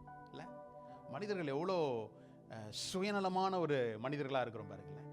தேவனுடைய வல்லமை பார்ப்பதல்ல, அந்த வல்லமை உங்கள் மூலமாய் வெளிப்படும்படியாய் தான் அவர் என்ன செய்திருக்கிறாரு? அழைத்திருக்கிறார். அந்த அழைப்பு எனக்கு கொடுக்கப்பட்ட ஆவி நான் ஆக்டிவேட் பண்ணி இருந்தாதான் தேவனுடைய சத்தத்தை கேட்டு அவருடைய செயலை நான் என்ன செய்ய முடியும்? இந்த ஆவியினுடைய வல்லமையினாலே செயல்படுத்த முடியும். ஹல்லேலூயா. அதுக்கு 3 குறிப்புகளை நான் சுருக்கமா பேசி நான் அந்த நாளில் கூட முடிக்கிறேன். 3 குறிப்பு தான். நான் நிறைய குறிப்பு சொல்லலாம், ஆனால் 3 குறிப்புகளோடு நான் என்ன செய்கிறேன்? நான் இப்போ முதலாவது, தேவன் எனக்குள், தேவ ஆவியானவர் எனக்குள் வல்லமையாய் செயல்படணும்னா முதல் குறிப்பு என்னது? கம்ப்ளீட் சரண்டர், முழுமையான ஒப்புவித்தல், டோட்டல் சரண்டர். கமிட்மெண்ட் வேற, ஆனா இந்த ஒப்புவித்தல் அப்படின்ற வார்த்தை ஒரு ஸ்ட்ராங் வேர்டு தான். இல்ல, என்னை முழுமையாய் ஒப்புவிக்கிறேன், என்னை சரண்டர் பண்றேன்ற வார்த்தைக்கு மிகவும் வல்லமையான ஒரு அர்த்தம் இருக்குது. ஆனா நாம் சொல்றோம், தேவனை ஏற்றுக்கொள்வதற்கு முன்பதாக, கர்த்தாவே நான் என்னை உம்மிடத்துல ஒப்பு கொடுக்கிறேன், உம்மை என்னுடைய சொந்த ரட்சகராக ஏற்றுக்கொள்றேன், இந்த வார்த்தை, இந்த அறிக்கையெல்லாம் செய்கிறோம். ஆனா முழுமையாய் அவரிடத்தில் நாம் ஒப்பு கொடுத்திருக்கிறோமா அப்படின்றத நாம் சரியா புரிந்து கொள்றதில்லை. ஒப்பு கொடுப்பது என்பது அதனுடைய மூல வாக்கியம் என்ன தெரியுமா? சரண்டர். அந்த வார்த்தைக்கு என்ன அர்த்தம் அப்படின்னா ஸ்லேவ் அப்படின்னு இருக்குது. ஸ்லேவ் அப்படின்னு இருக்கு. ஒரு அடிமையானவன் அவனுடைய புத்திக்கு என்ன தேவை, என்ன செய்யணும்னு நினைக்கிறானோ அவன் சொந்த காரியங்களை என்ன செய்ய மாட்டான்? செய்ய மாட்டான். அப்ப தேவனுக்கு என்னை ஒப்புவிக்கிறேன் அப்படின்னு சொன்னா என்னுடைய சுய சித்தத்தின்படி அல்ல, கர்த்தருடைய சித்தத்தை நான் செய்யறேன்ற அதுதான் ஒப்புவித்தல். நம்ம ஒரு பெரிய வீட்டில் அநேக அறைகள் இருக்கு. நாம் சொல்றோம் கர்த்தர்ட்ட, கர்த்தாவே யூ ஆர் இன் சார்ஜ், இனிமே எல்லாத்தையும் நான் என்ன செய்யறேன்? ஒப்புவிக்கிறேன் அப்படின்னு கீயை கொடுத்துடுறோம். அப்படிதானே? இல்லை, ஆனா நம்ம என்ன செய்யறோம்? அந்த கீயோட எக்ஸ்ட்ரா காப்பியை நம்மளே வச்சுக்கிறோம். கிறிஸ்தவ வாழ்க்கை அப்படிதான். கர்த்தாவே நான் எல்லாத்தையும் உம்மிடத்துல ஒப்பு வச்சுட்டேன்ப்பா அப்படின்னு சொல்றோம். ஆனா நம்ம மைண்ட்ல இன்னும் வேற தாட்ஸ், வேற காரியங்களுக்கு நம்ம என்ன செய்யறோம்? இடம் கொடுக்கிறோம். அப்போ ஒப்புவித்தல் என்பது என் நிமித்தமா இனி என்னால முடியாது, நான் உண்மைதான் என்ன செய்யறேன்? சார்ந்து இருக்கிறேன். ஒப்புவித்தல் என்பது பாருங்க, 1 தெசலோனிக்கர் 5ஆம் அதிகாரத்தில் 19ஆம் வசனம், quench not the spirit, ஆவியை அவித்து போடாதீர்கள் அப்படின்னு சொல்லப்பட்டிருக்கு. ஒரு மனுஷன் எப்படி ஆவியை அவித்து போட முடியும்? தெசலோனிக்க சபைக்கு பவுல் எழுதுகின்ற நிருபத்தில் எழுதுகிற காரியம், ஆவியை அவித்து போடாதீர்கள். quench not the spirit. எத்தனை முறை தேவனுடைய வார்த்தை உங்களுடைய காதுகளிலோ இல்ல உங்களுடைய இன்னர் கான்ஷியன்ஸ்லயோ, உங்களுடைய இன்ஸ்டிங்க்டா சில காரியங்கள் இது செய்யாத அப்படின்ற ஒரு வார்த்தை, ஒரு சத்தம், ஒரு செய்கை உங்களுக்குள்ள வருது. ஆனால் அநேக நேரம் நம்ம என்ன செய்யறோம்? மீறுகிறோம். நான் சொல்றேன், பரிசுத்த ஆவியானவர் நம்மை கட்டாயப்படுத்துபவர் அல்ல. அவர் நம்ம என்ன செய்யறாரு?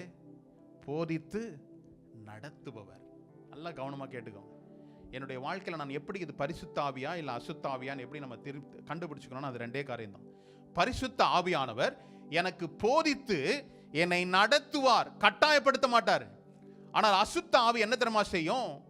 என்னை கட்டுப்படுத்தி அவனுக்கு கைக்குள்ளாய் என்னை வைத்துக் கொள்ளும். செய்ய வேணாம் நினைச்சா திடீர்னு செஞ்சிருவோம் பாருங்க. அப்ப என்ன அர்த்தம்? ஏதோ ஒரு ஆவி என்னை என்ன செய்யுது?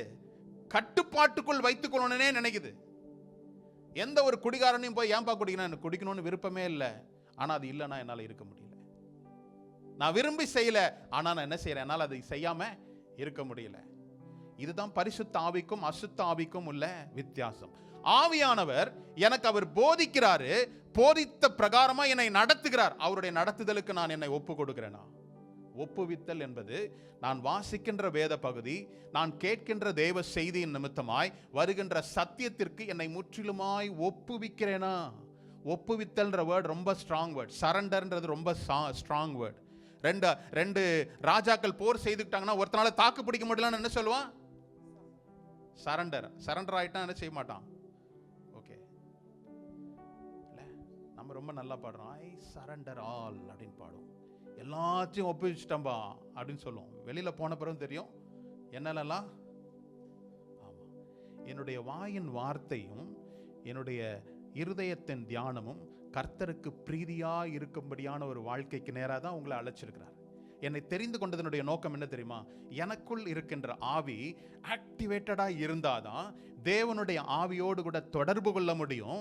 இந்த தொடர்பு என்னை கர்த்தருடைய சித்தத்திற்கு நேராய் நடத்துவது மாத்திரமல்ல, உங்களை வல்லமையாய் பயன்படுத்தக்கூடிய மனுஷியா என்ன செய்யும்?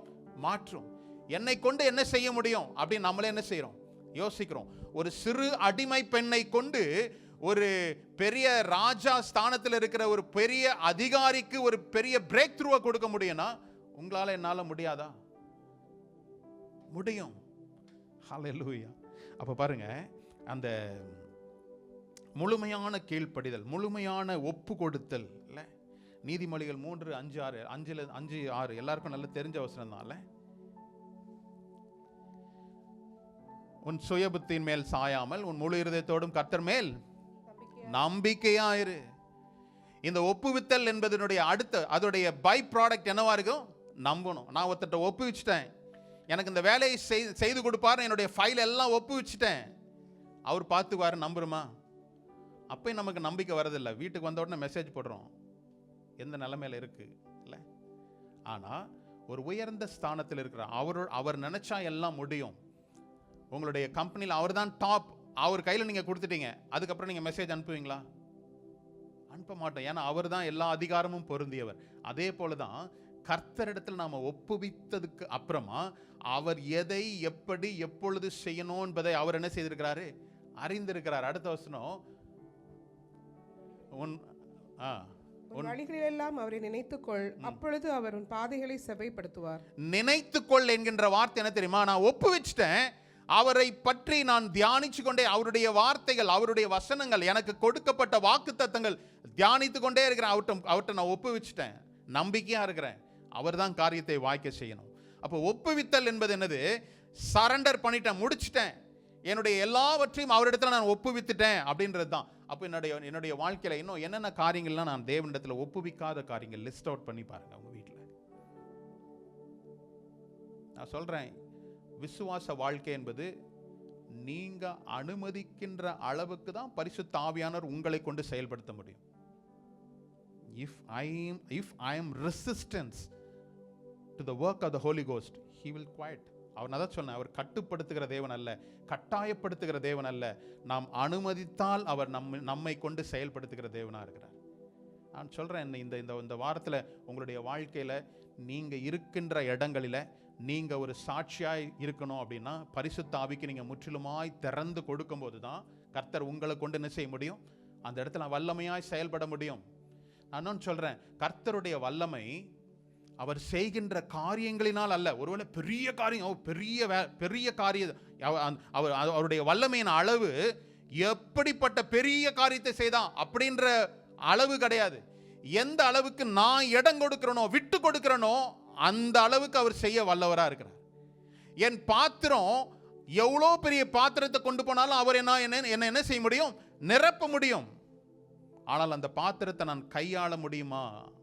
நான் என்னை தகுதிப்படுத்தி கொண்டு போவேன் என்றால் வல்லமையாய் பரிசுத்த ஆவியானவர் உங்களை கொண்டு என்ன செய்ய முடியும்? செயல்படுத்த முடியும். பிலிப்பு என்பவன் என்ன செய்யறான்? சிதறடிக்கப்பட்டு போன பிற்பாடு ஒரே இடத்துல எல்லாரும் இருந்தாங்க. பரிசுத்த ஆவியானவர் வரும்படி காத்திருங்கன்னாங்க. பரிசுத்த ஆவியானவருடைய அபிஷேகம் பெற்றார்கள். அந்த இடத்துல ஒரு பெரிய ஒரு பிரச்சனை வந்தது. நெருக்கடி வந்ததுனால ஜனங்கள் சிதறடிக்கப்பட்டு போனார்கள். சிதறடிக்கப்பட்டு போன பிலிப்பு என்பவன் என்ன செய்தான்? அந்த தேசத்துல கர்த்தரை குறித்து பிரசங்கித்தான். அந்த இடத்துல ஒரு பெரிய ஒரு அற்புதம் நடந்தது, அதிசயம் நடந்ததெல்லாம் பார்க்குறோம். அதை பார்த்து கொண்டிருந்த அங்கிருந்த மாய வித்தைக்காரனாகிய சீமோன் என்பவன், அவனும் தேவனிடத்தில் நான் எதுக்கு இது சொல்ல வரேன்? தேவனிடத்தில் ஒப்புவிக்காத ஒருவன் தேவனுடைய வல்லமைகளை செயல்படுத்த முடியுமானா முடியாத காரியம். அவனும் மாய வித்தைகள் எல்லாம் தெரிஞ்சவனா தான் இருந்தான். அந்த தேசத்துல, அந்த பட்டணத்துல பேர் பெற்றவனா தான் இருந்தான். ஆனால் எந்த ஒரு மனிதனும் தேவனுடைய வல்லமைக்கு மீறின செயல்களை என்ன செய்ய முடியாது. ஹல்லேலூயா. இங்க நடந்த காரியம்,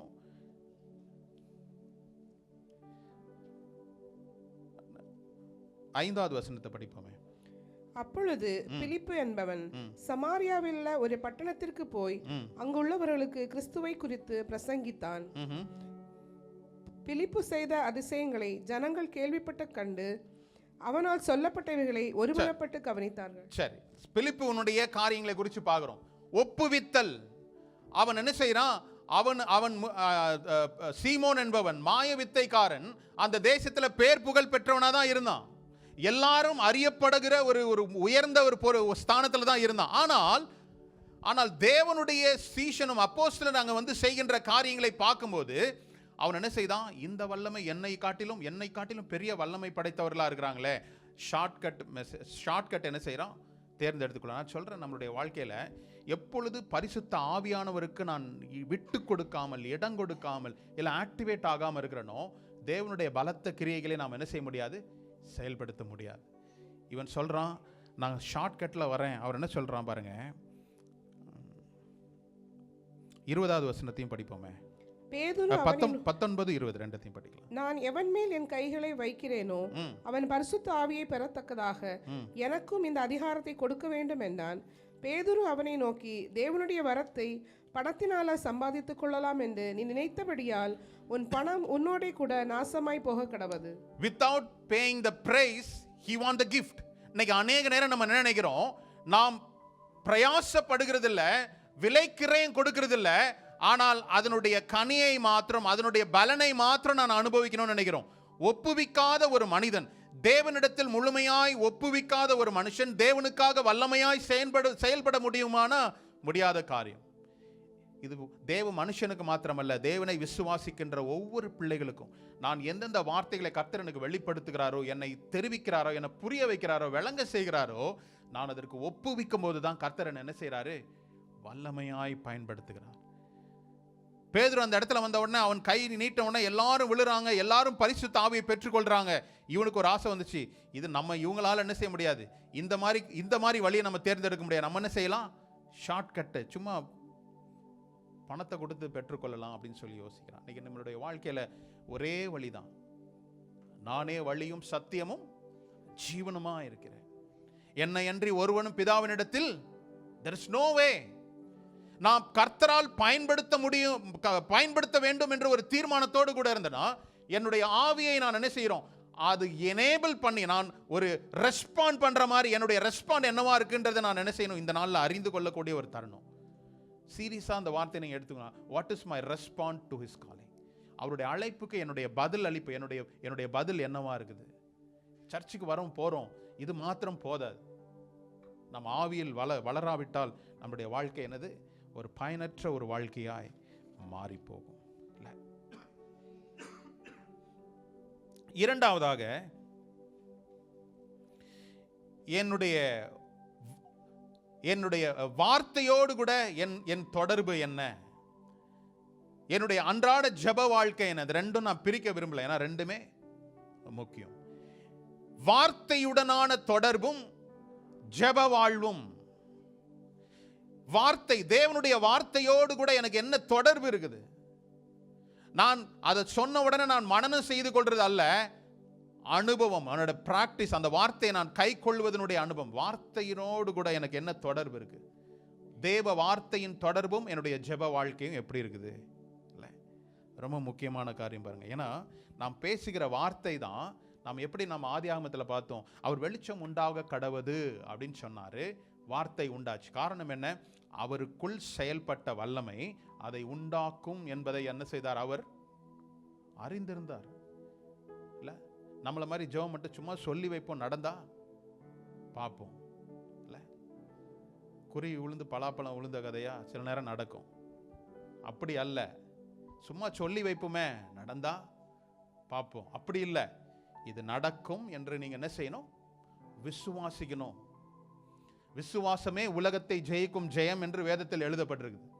அப்படிப்பட்ட விசுவாசத்தை குறித்து உங்களோடு கூட நான் பேசுறேன். அப்ப என்ன அர்த்தம் பாருங்க, அந்த வார்த்தையின் யோவான் 6ஆம் அதிகாரத்தில் 63ஆம் வசனம். யோவான் 6:63. ஆவியே உயிர்ப்பிக்கிறது, மாம்சமானது ஒன்றுக்கும் உதவாது. நான் உங்களுக்கு சொல்கிற வசனங்கள் ஆவியாயும் ஜீவனாயும் இருக்கிறது. ஹல்லேலூயா. ரொம்ப ரொம்ப முக்கியமான ஒரு வார்த்தை. நம்ம மனப்பாடம் செய்து கொள்றது மாத்திரமல்ல, அதனுடைய சத்தியத்தின் ஆழத்தை அறிந்து கொள்ளும்படி நாங்கள் இந்த காலை வேளையில் உங்களை நான் அழைக்கிறேன். ஆவியே உயிர்ப்பிக்கும், மாம்சம் ஒன்றுக்கும் உதவாது. நான் சொல்லிய இந்த வார்த்தை ஆவியாயும் ஜீவனுமாயும் இருக்கிறது. அப்படின்னா என்ன அர்த்தம்? அவர் பேசிய அந்த வார்த்தை தான் இன்னைக்கு கர்த்தருடைய ஒவ்வொரு வார்த்தைகளும் இன்னைக்கு நம்ம கையில் என்ன செய்யப்பட்டிருக்குது? கொடுக்கப்பட்டிருக்குது. இந்த வேதத்தை படிக்கும்போது ஒரு ஜீவன் எனக்குள் உருவாக்கப்படும், ஒரு ஜீவன் எனக்குள் என்ன செய்யும்? பிறப்பிக்கப்படும் என்பதை நாம் அறிந்து வார்த்தையை பேச பழகணும். ஆவியாயும், அவர் ஜீவ சுவாசத்தை என்னுடைய நாசியில் ஊதினார், நான் ஜீவ ஆத்மாவானேன். I'm a living soul, the breath of God. கர்த்தருடைய வார்த்தை, கர்த்தருடைய மூச்சு காற்று, அவருடைய வார்த்தை. நீங்க இப்படி பார்த்து பாருங்க, இப்படி படிச்சு பாருங்க, அவருடைய வார்த்தை மூச்சு காற்றா இருக்குது. மூச்சு காற்றா இருக்குதா? யார் மேல மூச்சு காற்று படும்? The people who are close to you. இல்ல, நெருக்கமான எல்லாருக்கும் நம்ம முன்னாடி நின்று பேசுறதுக்கு அலோவ் பண்ணுமா? கொஞ்சம் டிஸ்டன்ஸ் வச்சுக்கோ. இல்ல, எல்லாருக்கிட்டையும் நம்ம நெருங்கி பக்கத்துல இருந்து பேச மாட்டோம். ஆனா ஒரு சிலர் என்ன செய்யலாம்? ரொம்ப நெருங்கி பேசுவாங்க. மூச்சு காத்து படுறது, அதுதான் அவருடைய வார்த்தை. ஆவியாயும் ஜீவனுமாயும் இருக்கிறது.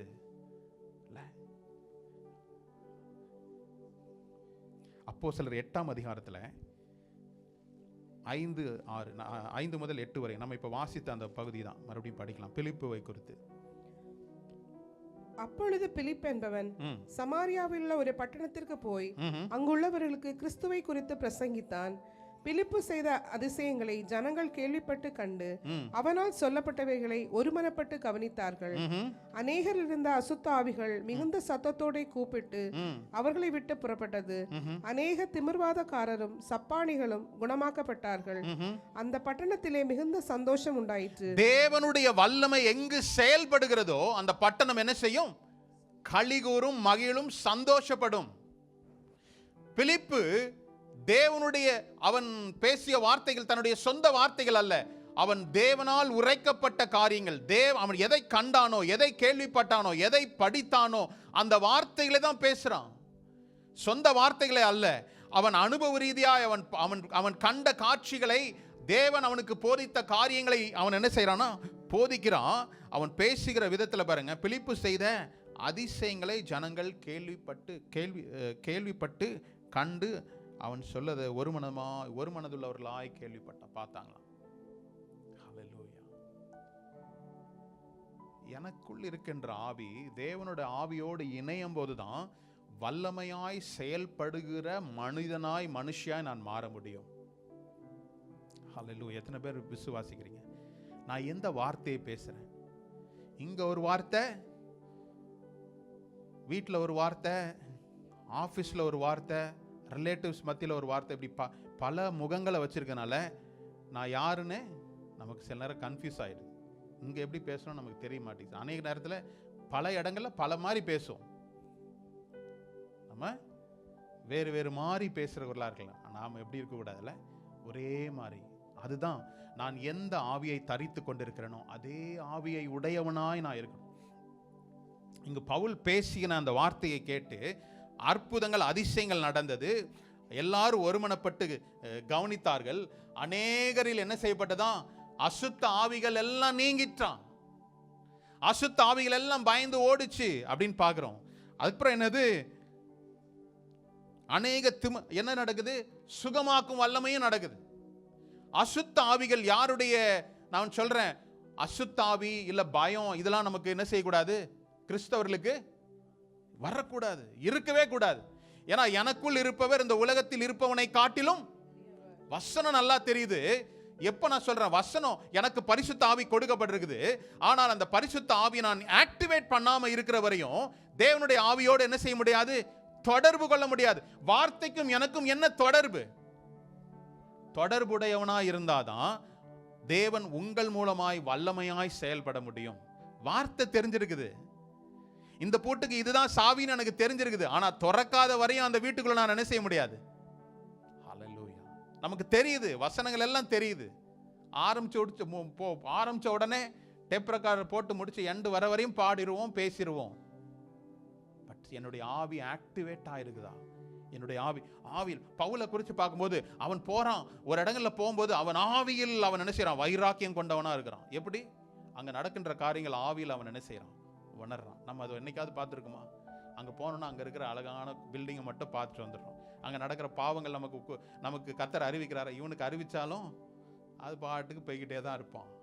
இல்லை, எப்பொழுது என்னுடைய ஆவி ஆக்டிவேட் ஆயிருக்கோ, எப்போ செயல்பட தொடங்க நான் அனுமதிக்கிறேனோ, விட்டு கொடுக்கிறேனோ, அப்போதான் கர்த்தர் என்ன செய்வாரு.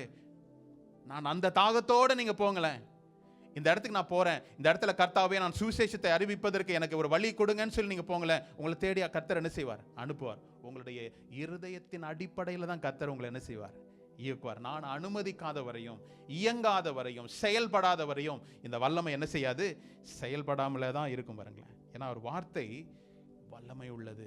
எபிரேயர் 4:12 சொல்லப்பட்டதுல, தேவனுடைய வார்த்தையானது ஜீவனும் வல்லமையும் உள்ளதாயும் இருபுறமும் கருக்குள்ள எந்த பட்டயத்திலும் கருக்கானதாயும் ஆத்துமாவையும் ஆவியையும் கணுக்களையும் ஊனையும் பிரிக்கத்தக்கதாக உருவ குத்துகிறதாயும் இருதயத்தின் நினைவுகளையும் யோசனைகளையும் வரையறுக்கிறதாயும் இருக்கிறது. ஹல்லேலூயா. தேவனுடைய வார்த்தை ஜீவனும், the word of God is living and powerful அப்படின்றது. இன்னொரு வெர்ஷன்ல ஆக்டிவ் இருக்குது, ஆக்டிவா இருக்குது. வல்லமை மாத்திரமல்ல, ஜீவனுடையதா இருக்குது. ஜீவன் உள்ளது ஏன் சொல்லப்பட்டிருக்குது, ஜீவன் உள்ளது நிதானித்து அறிந்து கொள்ளும். எது செய்யணும், ஜீவன் உள்ளது அது எதை செய்யணும் என்பதை என்ன செய்திருக்கு, அறிந்திருக்கு. ஜீவன் இல்லாதவனுக்கு ஒண்ணுமே தெரியாது. மரித்து போனவனை ரயில்வே ஸ்டேஷன்ல, ரயில்வே ட்ராக்ல படுக்க வச்சா என்ன, மெடிக்கேட்டட் பெட்ல படுக்க வச்சானே, ரெண்டும் அவருக்கு. ஆமா, நமக்கு அப்படி முடியுமா? இன்னைக்கு நைட்டு போய் நான் ரயில்வே ட்ராக்ல போய் படுத்துட்டு வரேன் யாராவது சொல்ல முடியுமா? அப்ப ஜீவனுக்கு என்னது, எதை செய்யணும் இருக்கு. அப்ப தேவனுடைய வார்த்தை ஜீவனும் வல்லமையும் உள்ளது. ஹல்லேலூயா. இன்னைக்கு நான் சொல்றேன், வேதத்தை நாம் படிக்கும்போது இந்த வார்த்தைக்கு ஜீவன் இருக்கு. இந்த வார்த்தையை நான் உள்வாங்கி கொண்டு நான் பேசுறேன்னா அந்த வார்த்தை ஜீவனா இருக்குது அப்படின்றத நாம உணர்ந்து செயல்படுவோம் என்றால் தேவனுடைய வல்லமை, தேவ ஆவியானவருடைய வல்லமை உங்கள் மூலமா என்ன செய்யப்படுகிறது, செயல்படுகிறது. இன்னொரு வசனம் கூட எடுத்து படிக்கலாமா? 2 தீமோத்தேயு 3:16-17. வேத வாக்கியங்கள் எல்லாம் தேவ ஆவியினால் அருளப்பட்டிருக்கிறது. தேவனுடைய மனுஷன் தேறினவனாகவும் எந்த நற்கிரியையும் செய்ய தகுதியுள்ளவனாய் இருக்கும்படியாக அவைகள் உபதேசத்துக்கும் கடிந்து கொள்ளுதலுக்கும் சீர்திருத்தலுக்கும் நீதியை படிப்பித்தலுக்கும் பிரயோஜனமுள்ளதாக இருக்கிறது. பிரயோஜனமுள்ளதாக இருக்குது. 16வது வசனத்தை மறுபடியும் ப்ராஜெக்ட். தேவ வாக்கியங்கள் எல்லாம் யாரால் அருளப்பட்டிருக்குது? தேவ ஆவியினால் அருளப்பட்டிருக்கு. நான் மறுபடியும் சொல்றேன், எனக்கு கொடுக்கப்பட்டிருக்கிற ஆவி தேவனுடைய ஆவியானவரோடு கூட தொடர்பில் இல்லாத வரையும் என்ன செய்ய முடியாது. எந்த நோக்கத்திற்காக, எந்த சாராம்சத்தில் எழுதப்பட்டது என்பதை எனக்கு என்ன செய்யாது, புரியவே புரியாது. நான் மறுபடியும் சொல்றேன், தொடர்பில் இல்லாத ஒரு மனிதனுடைய என்ன சொல்றது, ரிலேஷன்ஷிப் என்ன செய்யாது, ஸ்ட்ராங்கா இருக்காது.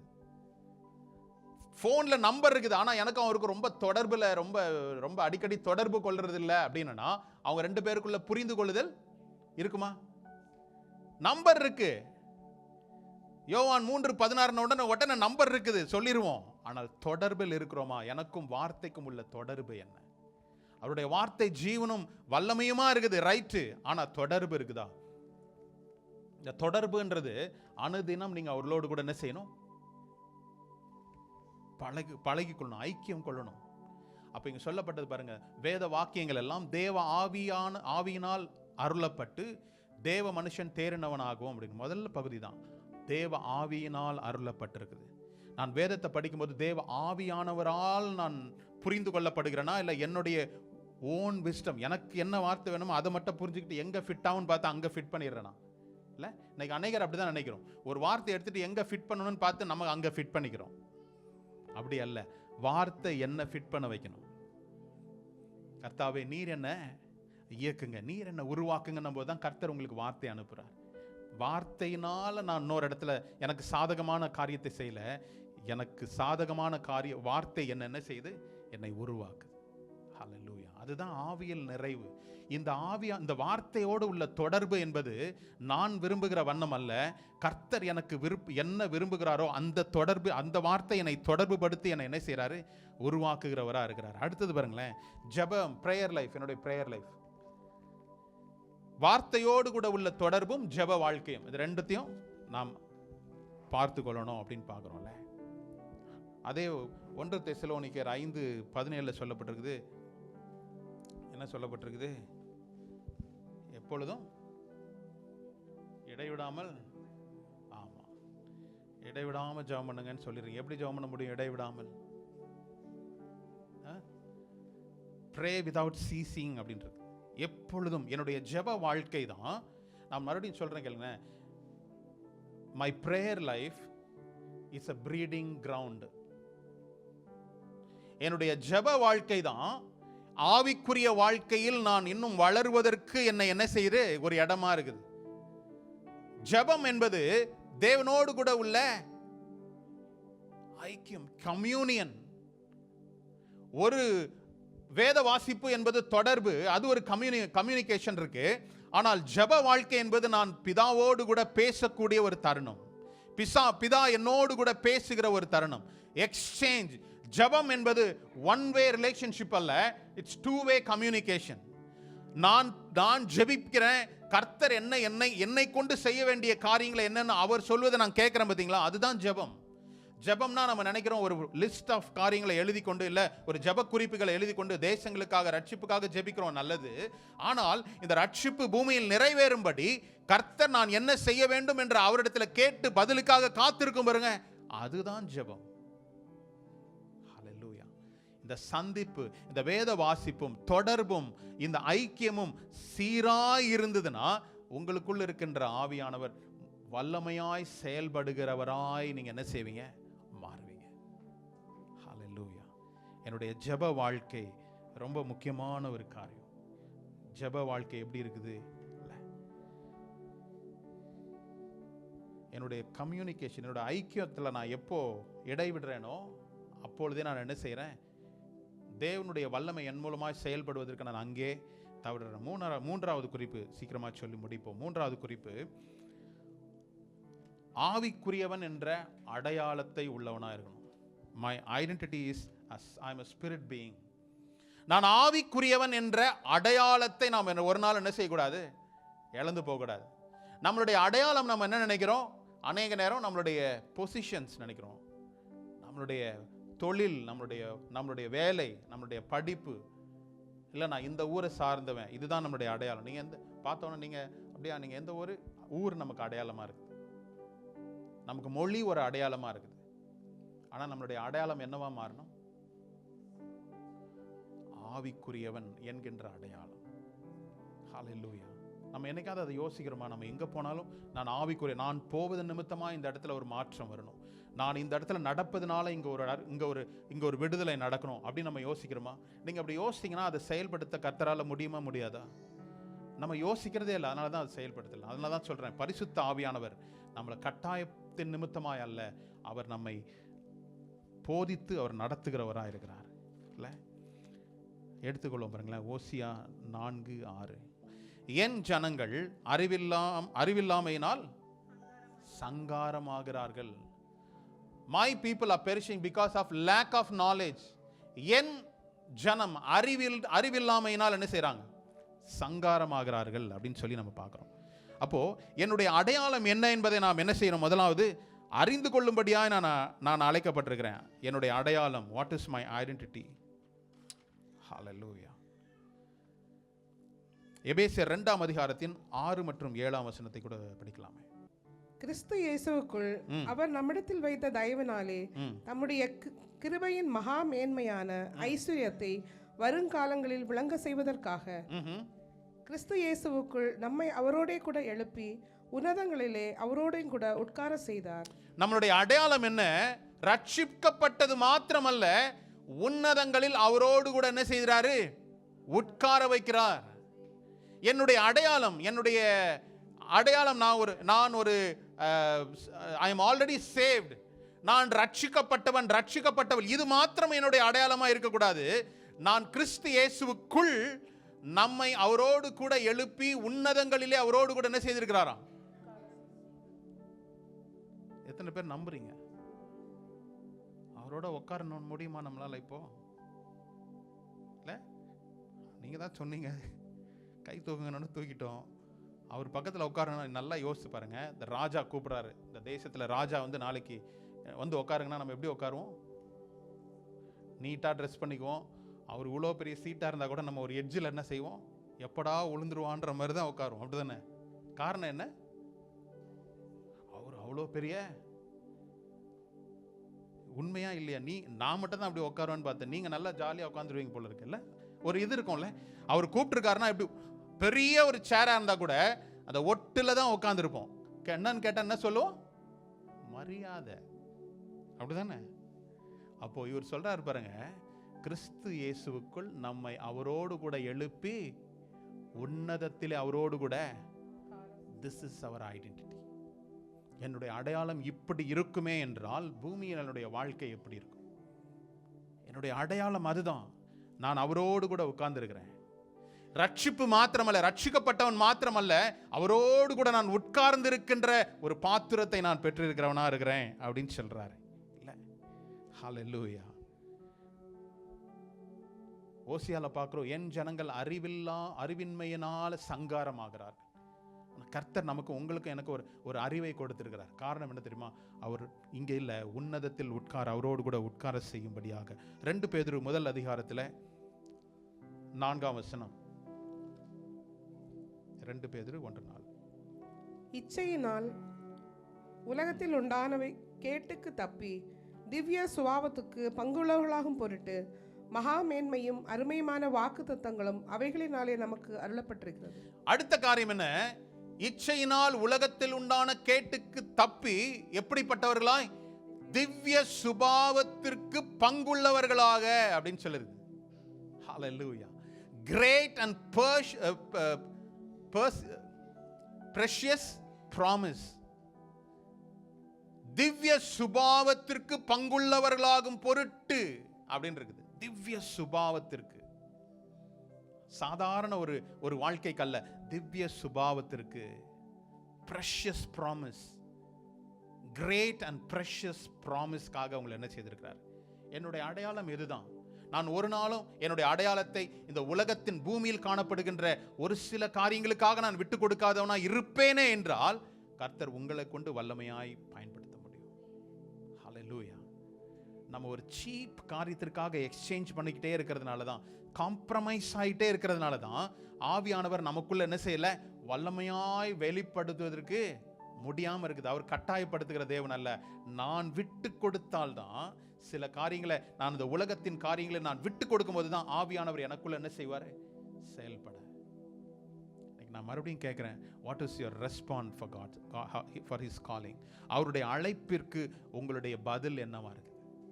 அவர் என்னை தெரிஞ்சு கொண்டாரு, என்னை ரட்சித்தாரு, எல்லாம் நல்லதுதான். ஆனால் என்னுடைய ரெஸ்பான்ஸ் என்னவா இருக்குது? இல்ல, ஹல்லேலூயா.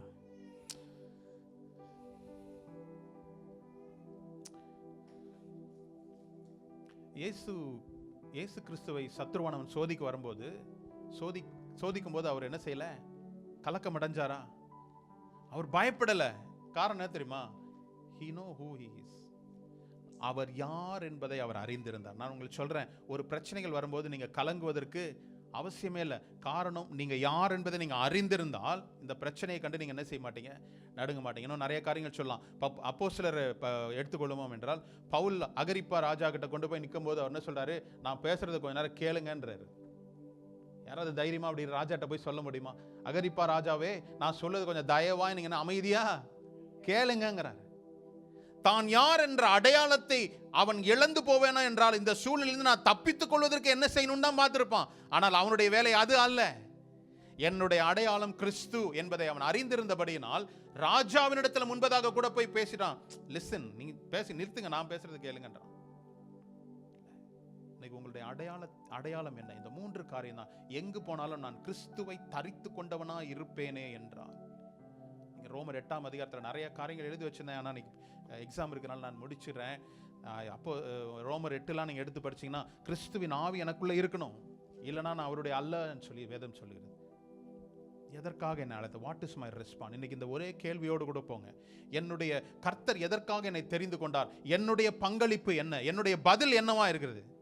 நாம் அதை அறிந்து செயல்படுவோமே என்றால் தேவ வல்லமை உங்கள் மூலமாய் என் மூலமாய் வெளிப்படுவதற்கு லேசான காரியம். ஒரு விஷயம் நாம் எழுந்திருப்போமா?